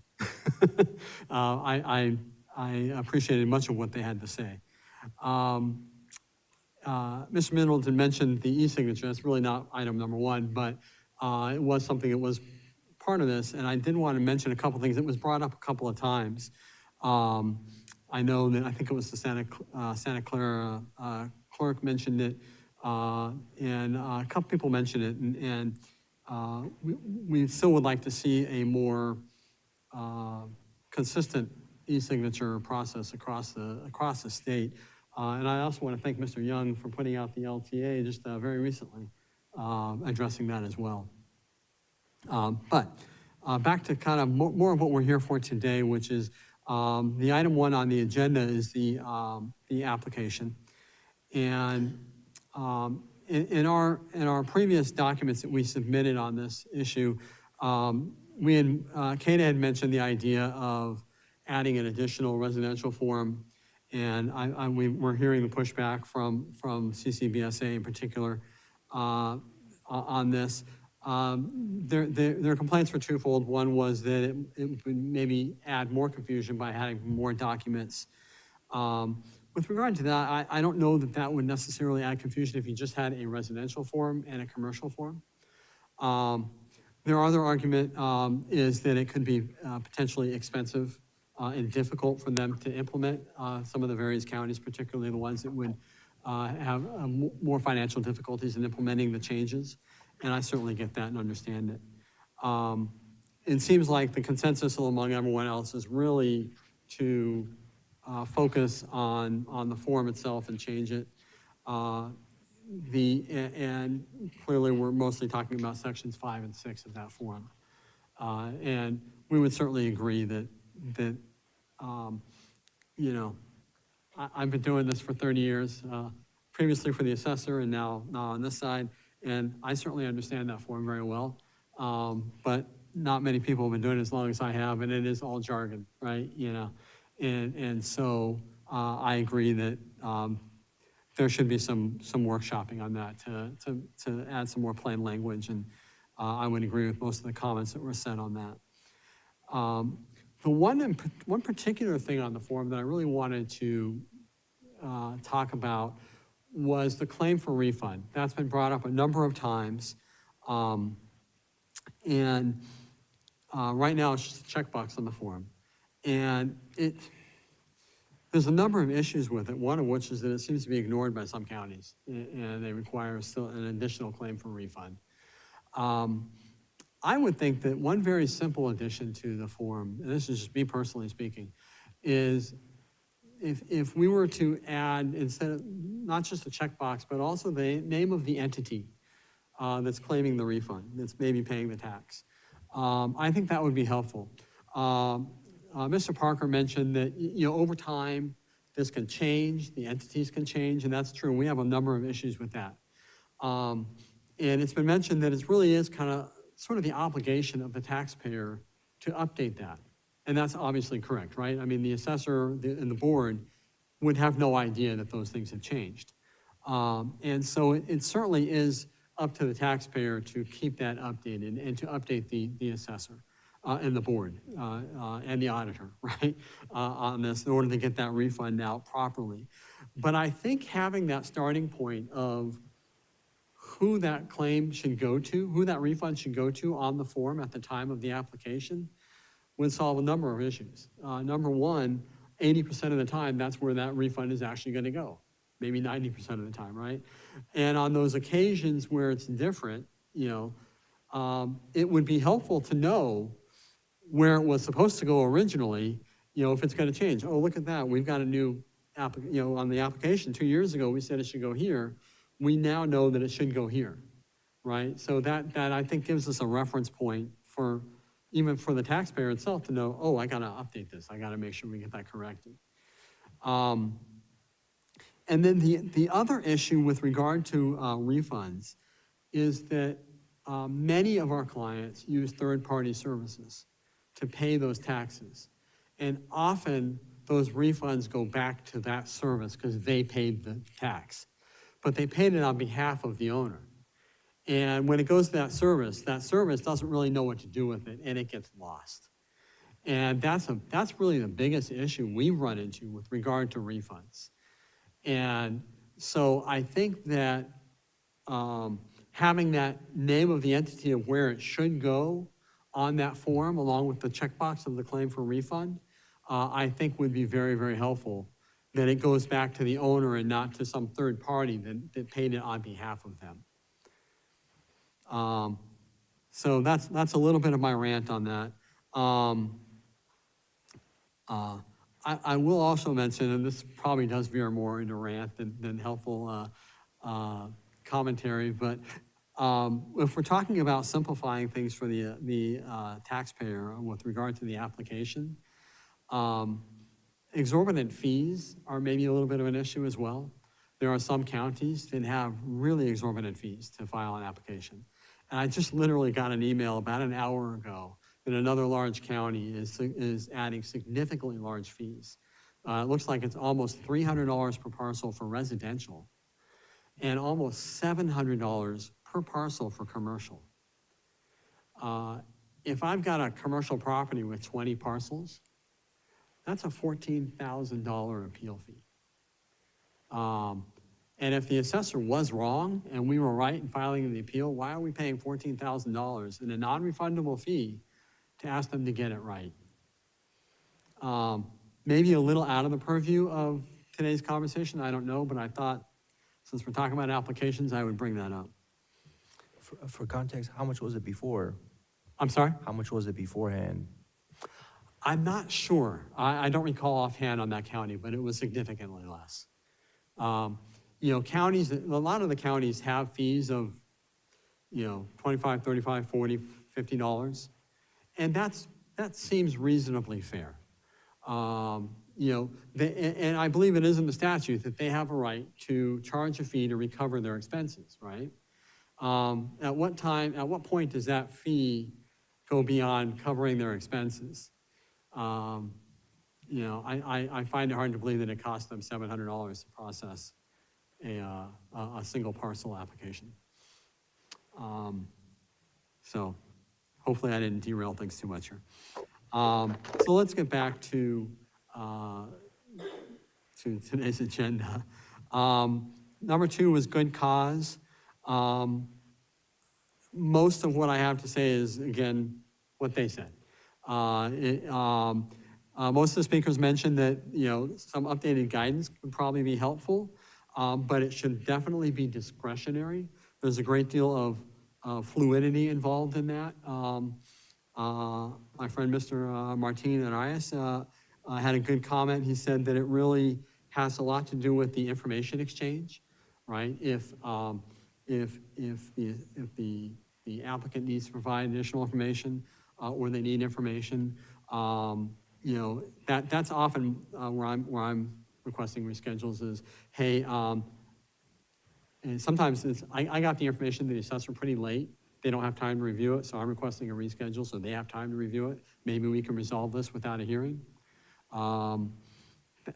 So Clearly, there should be some discretion left, but guidance is probably not a bad idea. Mr.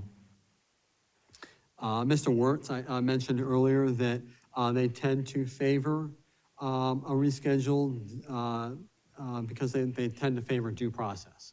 And I do think it's very important that if we do talk about good cause situations, that due process is kept in mind there as well, for sure. And there are, as Mr. Middleton pointed out, there are some counties, it's pretty rare, but there are counties that have abused that a little bit and had denied hearings in a situation where it really denied due process.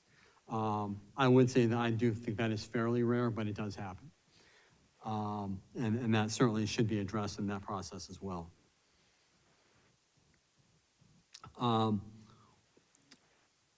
With regard to scheduling, item number 3, first comment I have, I noted that Mr. Parker had mentioned that it's important that the board gets all of the information so that they don't make a bad decision.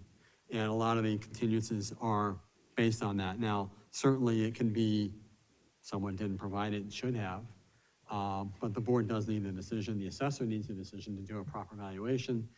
We sometimes will need information from the assessor to understand how they assessed it. So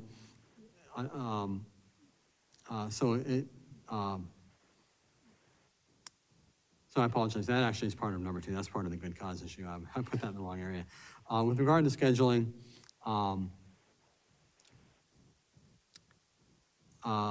I will say that the CCBSA submitted a document, I believe it was yesterday, and they had a lot of really good comments on this. I would echo a lot of what they said there.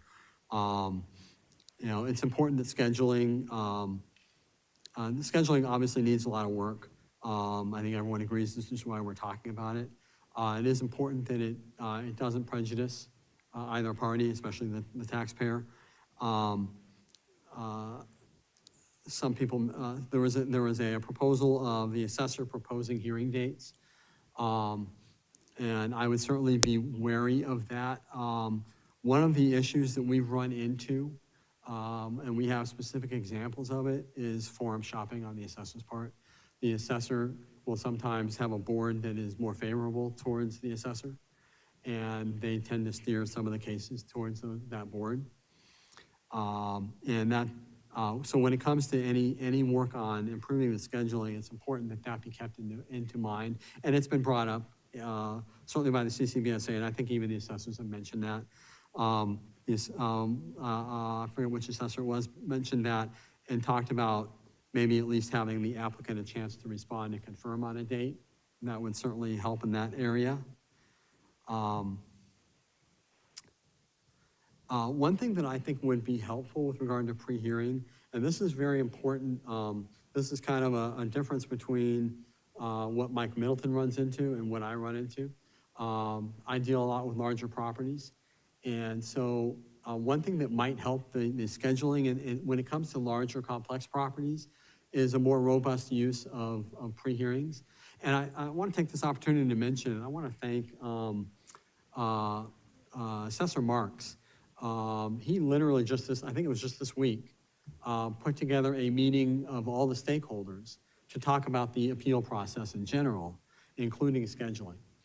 And if I recall correctly, I think someone mentioned to me, they talked about making greater use of pre-hearing conferences to improve their scheduling.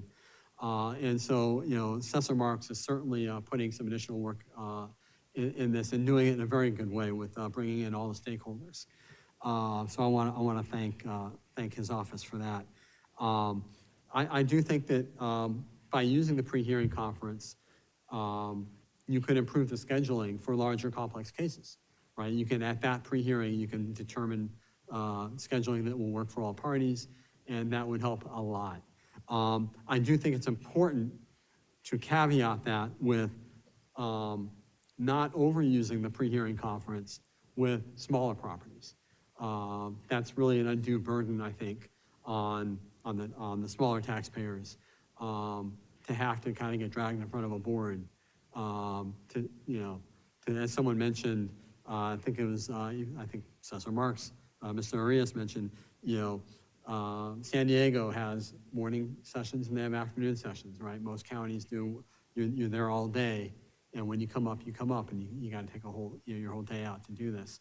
If you have to do that for a pre-hearing as well, then that really gets onerous, for a small property. But I do think it's beneficial for a large property. And also, our member, Chris O'Neill has mentioned, that can also be abused, right? Where they have serial pre-hearings, where, the assessor's demanding information that we don't feel is appropriate to turn over. That's really for the board to decide at the hearing. So I think pre-hearing should be minimized. I mean, really should be able to handle most of it in one, unless both parties agree that maybe there's a reason to have a second pre-hearing. But I do think it would be important that both parties are in agreement on that. Otherwise, I think from there, you need to go to a hearing. I think that's really all of my comments. Mr. Middleton, did I say anything that you want to add on to there? Yeah, as a matter of fact, you did. So I would like to, can you hear me? Did I mute myself? Yes. Okay, good. I would like to address, so when I started my firm in 1990, there was no filing fees, there was no hearing fees. And I think the reason back then was because the whole idea is when an assessment gets made, the applicant has a right to just find out why, and then either do informally or formally find out from the assessor.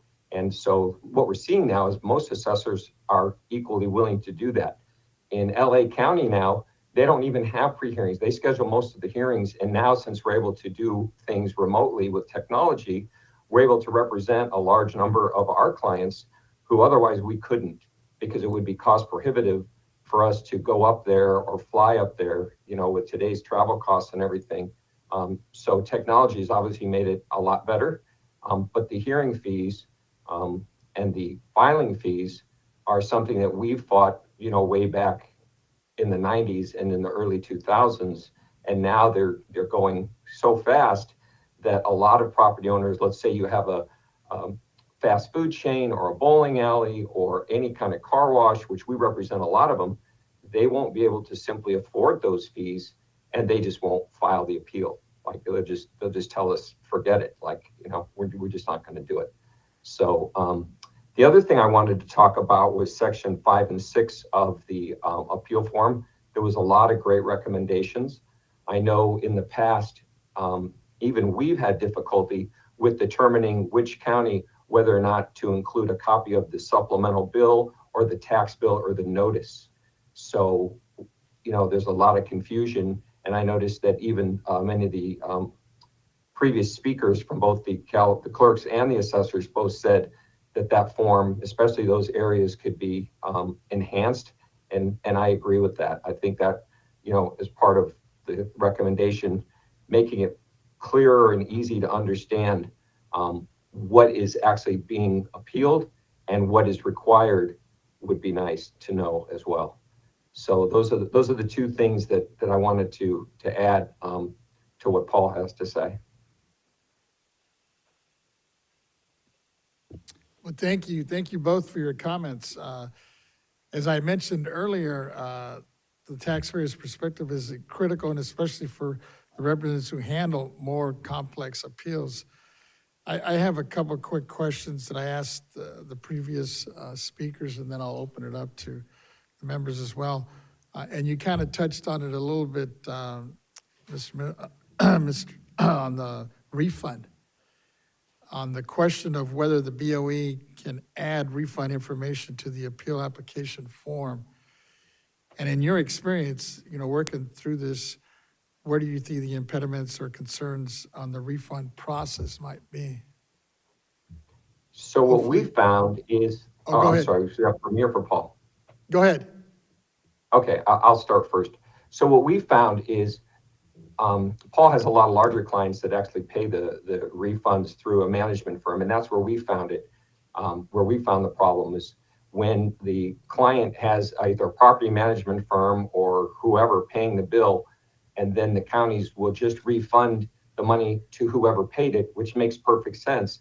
but it's not really the owner. So we have to chase down the title company or whoever has the refund in order to get it back to the owner. So if there was something on the form or that just says, this is the entity that's responsible for paying the tax and who the refund should go to, like, I don't know if there's a place we could put that, that would be great on the form, but I know it's hard to change the form. So we've basically just chased it down, which adds a greater burden. And as far as the refunds themselves, that is being fixed a lot. A lot of credit goes to LA assessor and San Diego County assessor, as they've been doing a lot of good work on working with us through CADA to actually process those refunds, which sometimes can take, I think we've had some that actually took over 2 years to get because we had so many cases going through. But LA's done a great job of updating their systems, working with us, and actually getting those refunds out to the clients. And that's been greatly appreciated. Yeah, I'd like to second what Mike said there. Both LA and San Diego are really, have improved that quite a bit, or LA's improved it quite a bit, and San Diego is quite good. Yeah, as I said, for me, the biggest issue, there are two issues. The biggest issue is when it goes to that third party. Because the bigger problem is that the third party just aren't good at figuring out what to do with it. And so when we call them up, they can't find it. They don't know what's going on. They don't know how to find it. They don't know how to get it back to you. And it really shouldn't have gone there in the first place. They're just a processor. The money doesn't belong to them. And so that's really, I think, the biggest issue. The other issue we do have is when there's a name change, a company, sometimes it can be very difficult to get them to reissue it to a new entity. And I don't know that there's a simple solution to that because they do have to be careful, right? You can't just have somebody coming and saying, oh, no, that should go to Mr. Jones, right? I don't know if there's a simple solution for that other than, as I said, one thing that would be helpful is if, 2 years later, we're looking at the form and go, oh, that name is, we have the name on the form of the entity, and we see it and say, we need to change that before we get that refund issued. And you can proactively do it before that they try and send out the refund to the wrong party. Thank you. And on the simplification, a similar question I asked for the two panels before is, to what extent do you believe that Prop 19 would justify a revaluation of the appeal application form sections to assist taxpayers in completing the form for more efficiency? I don't really have a good answer for that because I don't do much Prop 19 work. I haven't done one. So that's not something I deal with a lot. Mike, do you deal with that at all? No, I really don't. Prop 19 hasn't come a whole lot from my clients. It's mostly Prop 8s and Prop 13 issues. And so, no, I don't have anything to add on Prop 19. Yeah, sorry about that. No problem. Thanks. I thought I'd ask. With that, let me open it up to looks like the Deputy Controller has a quick question. Go ahead. Thank you both for your very nice and concise presentation. In regards to topic 2, good cause standards, counties have asked for clearer frameworks to avoid automatic continuances. Would you support guidance that clarifies standards but preserves discretion? I'll go ahead, Paul. No, you go ahead. Yeah, I certainly would. There is legal frameworks that obviously have to be followed that have legal precedence for good cause. But there certainly would be we would definitely be interested in working together with the panel to come up with good guidance so that there aren't, like was mentioned earlier, someone wanted to go golfing or something. Yeah, it has to be, if you're sick or there's, other standard things of information that hasn't been presented or hasn't been received, but then it's presented at the board, then yeah, there's definitely good cause that should be clarified. So we would support that kind of guidance, and we would put our input on it as well before it goes forward. Okay, great. I would echo those comments. Please. I would echo those comments and just As long as, I certainly guidance would make sense, as long as due process is also being considered as well.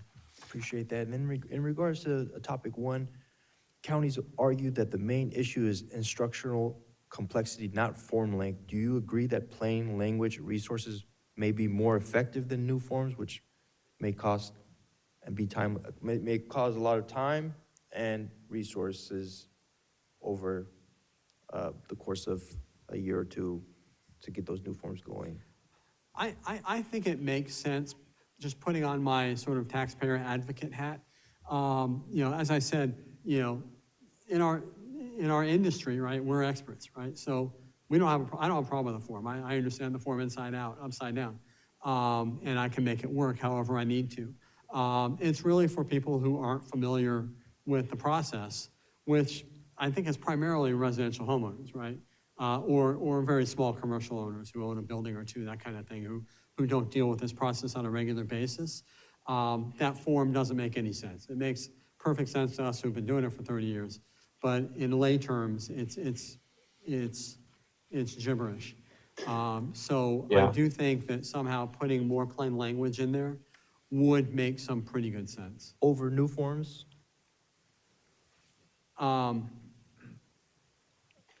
Well, as far as new forms, are you referring to what I was saying earlier, where maybe a residential form?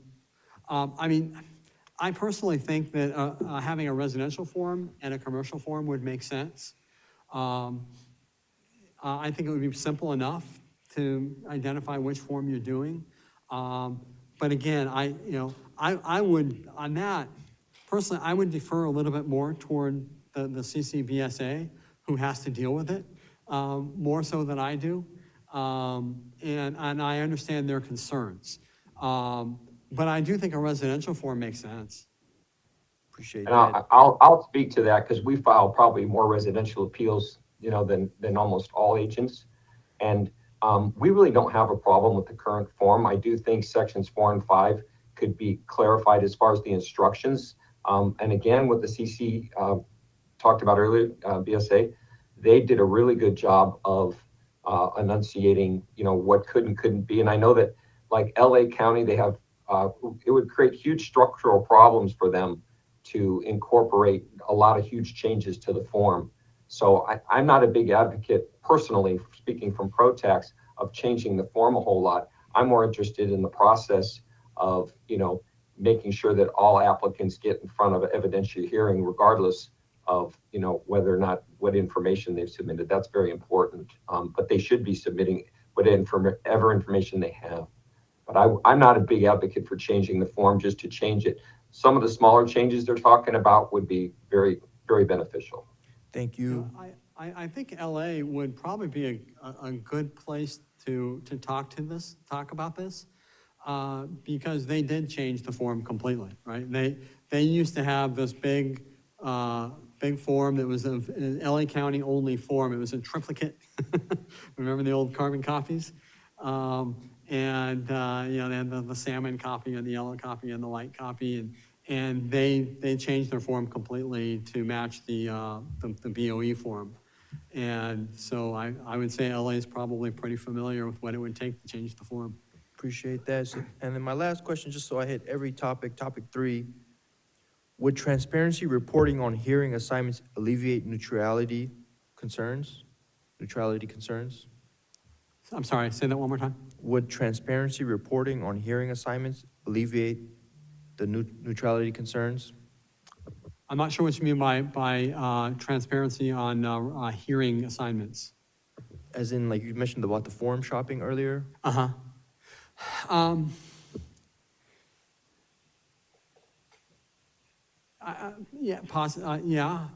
not sure how that would look or how that would be implemented. One thought a random thought that occurred to me while I was thinking about this earlier is, I guess, like I know in certain counties, there are certain members on certain boards, right? So in this one particular county where I know that there's forum shopping, there's this particular board that the assessor likes because they get favorable decisions. And that board meets on certain days. And so they're never available on the other days. They're only available on that day, right? When it comes time to rescheduling a hearing. And that's how they get onto that board. So maybe if the board members were randomly assigned to different boards, that would really, I think, eliminate a lot of the forum shopping. I appreciate that. And I'll take a stab at that. I don't think there's a whole lot of board shopping going on. It's just, I've done this 35 years and I've seen it come and go.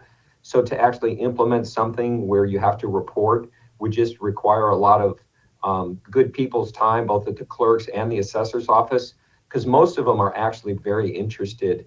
I've found both in the assessor's offices and in the clerk's offices to do a good process. So requiring reporting on that just to ensure it, I don't think it's necessary.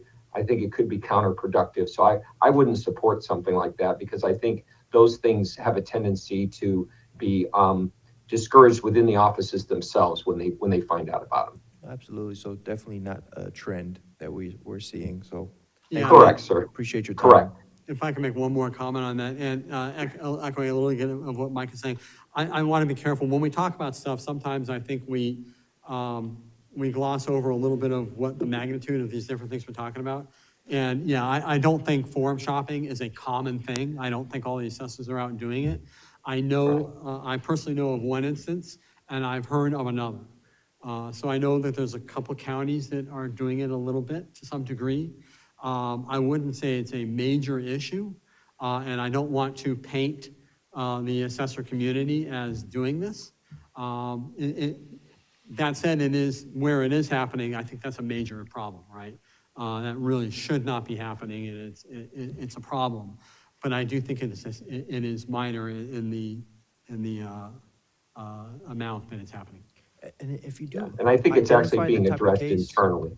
do you report that to the State Board of Equalization or another entity? No, we just deal with it. Got it. We accept the loss and move on. I mean, I don't know what you do. I suppose we could try and report, maybe you can report that, I don't know. Maybe a hotline Yeah, or it's- something. Yeah, We right. looked at it the same way. You win some and you lose some. That's just the way it is. The assessors would win some and lose some too. We all do. So we just move on unless it becomes systemic, which I don't see that happening right now at all, especially with this forum that we're all engaging in where everyone is coming forward and working to pull in the direction of the taxpayer and fair assessments. I think it's harder and harder to do that kind of stuff in today's environment because you will be caught. Yeah, maybe one option is we can try and talk to the Board of Supervisors in the county where we see that happening. I know we have a particular county that we've had some real issues with, and we've done that. We've had meetings with the Board of Supervisors there. Maybe that's the solution. I unfortunately, I don't have good solutions. I'm just reporting the problem at this point. I appreciate you. Appreciate both your time today. Thank you. Yeah. Thank you. It looks like Vice Chair has a couple questions for you. Yeah, thank you. I just wanted to address this issue of high fees. And do you have a solution for addressing that? So if a particular county has fees that appear to be out of line, I mean, how do you handle that? I don't know. I can tell you how we handle it. I mean, right now, we just have to pay them.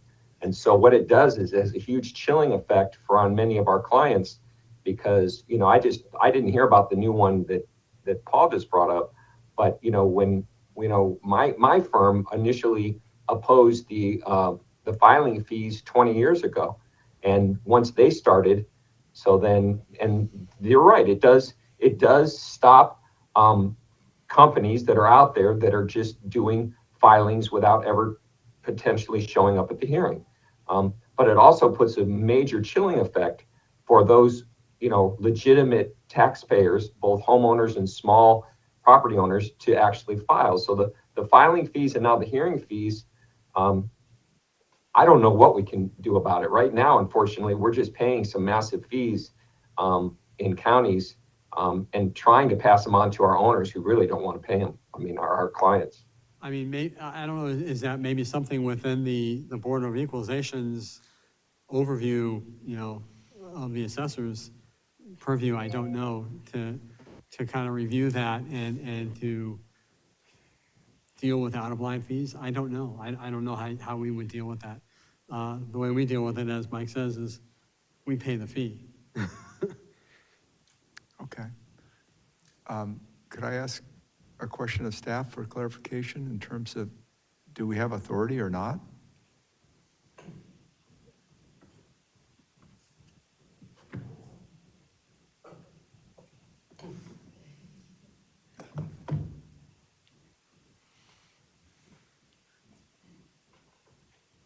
For the record, David Young, Deputy Director of the Property Tax Department.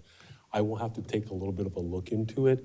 I know the counties are able to recover fees for processing the application. But I'm not that familiar with that provisions of the code, since it falls within something outside of the county assessor's purview. Have we done a letter to assessors on this issue, or is that something that would make sense? I don't know. Not to my recollection. Yeah. Not to my recollection. Okay. But maybe that's something that you could report back to us, just so we know. I will take a Yeah. look at it, of course. Sorry, Dave. Wonderful job. It's not the assessors that oppose the fees. It's the clerks of the board. Okay. And they're getting approval through their board of supervisors. We have no authority. Okay. So an applicant would have to sue the county or speak to Howard Jarvis, Yeah. that's a good someone point. like It's not that. an assessor. If the fees are Yeah. onerous, right? Yeah. Yeah, Okay. we did that. There's a case law in San Francisco where Protex actually sued the county of San Francisco when they tried to implement the filing fees years ago, and we lost. So then it just kind of spread, and we just kind of absorbed the fees, or we send letters out to all of our clients saying, this is the filing fee, and we try to get them to pay it. Some do, some don't. So if we think there's a case there, then we pay it. Yeah, Well, we had, yeah. I personally don't have an issue with filing fees in general. And most counties have a reasonable fee. I know it's harder for, Mike's clients, my clients, it's not a big deal. In fact, we absorb it. We generally don't bill them back because it's probably more expensive for us to try and collect that extra $50 from each client. But when you start getting these exorbitant fees, particularly, and my biggest issue is when they're per parcel, right? Because, is it really that big a difference to process a 1 parcel application or a 20 parcel application?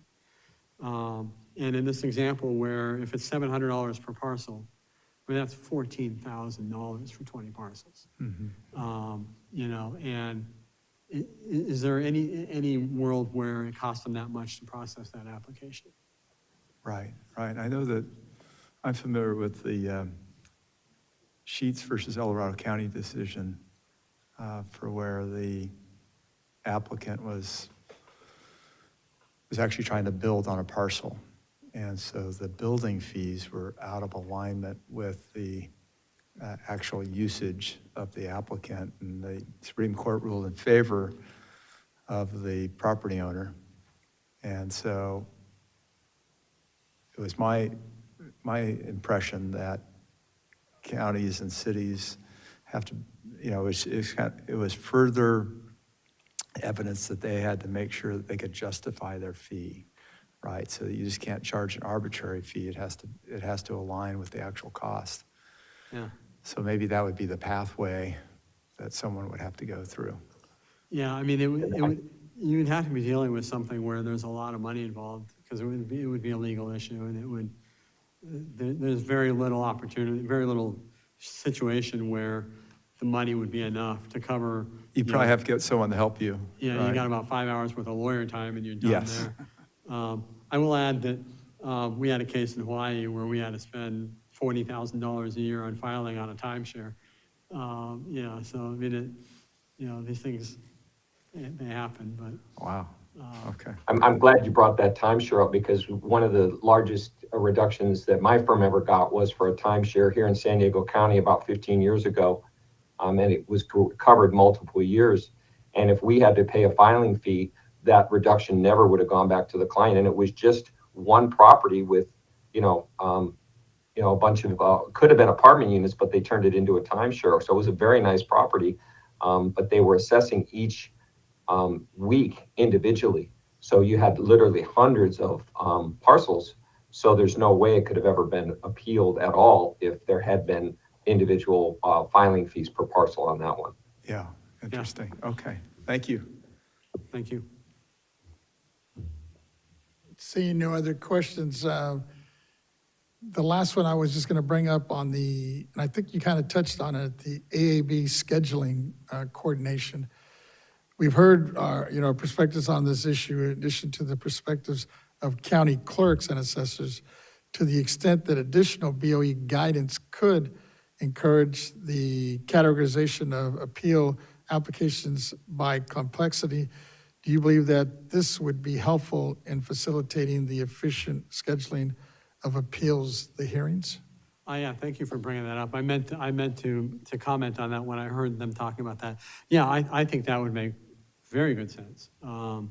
If you can categorize them into quick, easy hearings, something in between, and very complex hearings, that would make a big difference, I would think. Yeah, and I'll speak to that. Basically, what's happening now is a lot of counties, especially the clerks, they're trying to figure out, when they get all the appeals filed, many times we'll get 100 appeals scheduled on one day. Obviously, that'll never go forward. So they either get continued or that kind of thing. But I will say that each one of the clerks in the separate counties, because there's LA and then there's MODOC, and it's such a different thing. And most of the counties are working very diligently, especially with us, to they're actually reaching out to us at some point and asking us, because we've been working with them we have, personal relationships with some of these people in the counties. And so I think putting guidance out would be difficult because, you've got LA County and then you have all the other counties in between. So I wouldn't know how you do that, to be honest with you. Yeah, and I've run into situations where, a scheduling issue, another issue is like, I have a client with an economic unit of 7 parcels. And I think several times now, they've scheduled 3 of the parcels, then they scheduled 2 of the other parcels, and then 4 parcels. And we've yet to get all of them scheduled in the economic unit. That's one issue. Another issue I have is I've got a client where it's a hotel with real personal property and intangible property. And the assessor insisted on, and the board agreed to, that we hear it all together, the personal and the real. And then they reschedule it with the real, the personal separate again. And so there's a lot of, I think, I don't know if that's just individual clerks need to figure out how to coordinate within what they're doing, but that's an issue as well within scheduling. Well, thank you. And thank you to both of you for sharing your thoughts and ideas and giving us some suggestions and ideas as we move forward. With that would conclude this panel. I'm going to turn it to Ms. Taylor to see if they have any written comments or anybody on the line that wants to give public comment. Thank you. At this time, we do not have any written comments, and I don't believe there's anyone in the audience that wanted to add anything on this particular panel. AT&T moderator, please let us know if there's anyone in the telephone line that would like to make a public comment regarding this item. On your telephone keypad, 1, then 0. No one has queued up. Thank you. With that, I want to thank all the participants we've had this morning, both remotely and that have made the trip to come here personally. And also the members here for sticking it out with me today on this issue. And I know we've been we've been going back and forth, but it sounds like we got some good information and some good feedback to hopefully come back with some consensus recommendations that we will share both with the board and the participants and see if we can't move this a little bit further and at least on some of the critical issues, have some movement. And really, we're looking at probably, hopefully, maybe the April meeting, to see if we can get something back to everybody and see if there's consensus, not only from the board, but also from all the different stakeholders that participated. With that, I would like to just turn it over to any of my members for any closing remarks before we shut this down. And I see my chair, go ahead. Thank you. Well, I wanted to thank you, Mr. Vasquez, and your staff as well for coordinating all of the valuable input that we've had here over 3 meetings.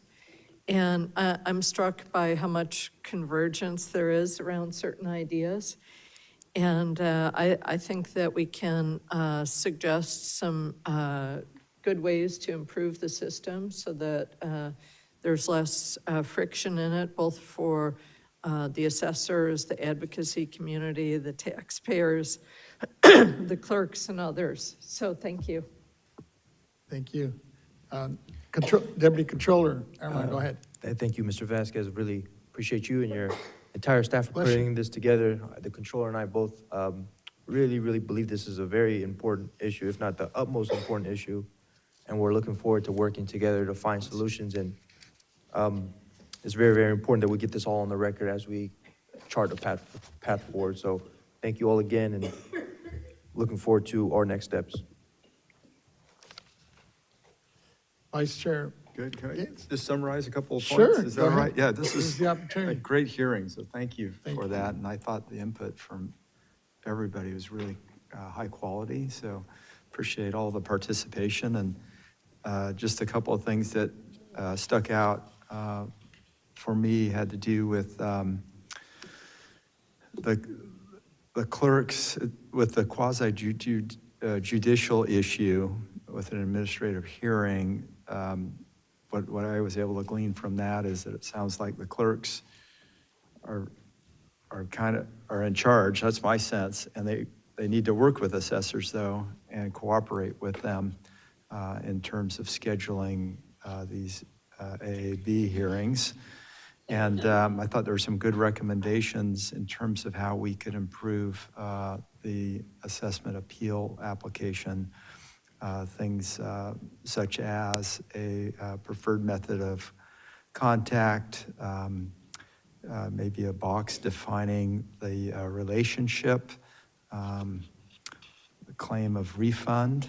I thought those are really great points. Another one had to do with Section 8, and you may win the AAB hearing, but you may not get the refund. So I think that raises some interesting issues in terms of clarifying where the refund is going, and then more good information, suggestions on a contact phone and email on the application. Good cause definition is a good path to go down. I like this idea of a schedule with days allocated for each step. How to deal with repetitive appeals, and the name of entity, I think would be important too to have on this assessment appeal application. And then I'm wondering if on our information sheet, can we define some of these terms?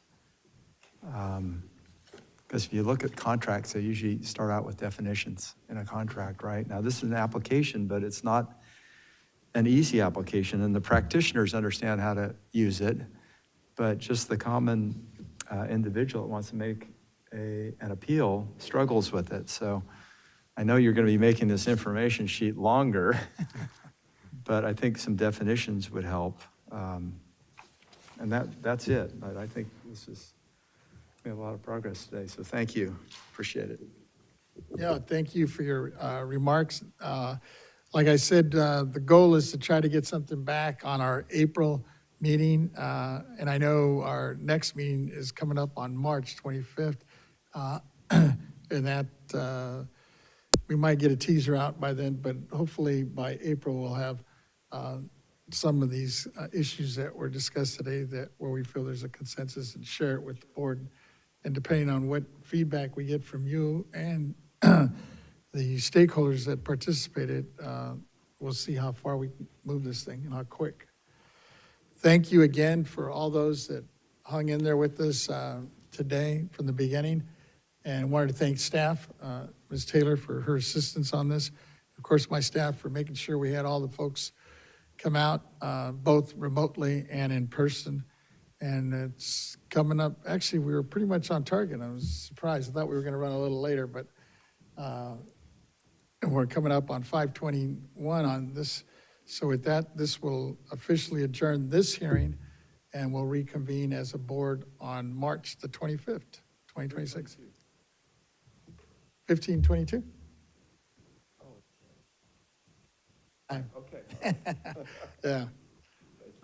All right, thank you. Thank you, honorable members of the board. Really appreciate it. Thank you. Thank you.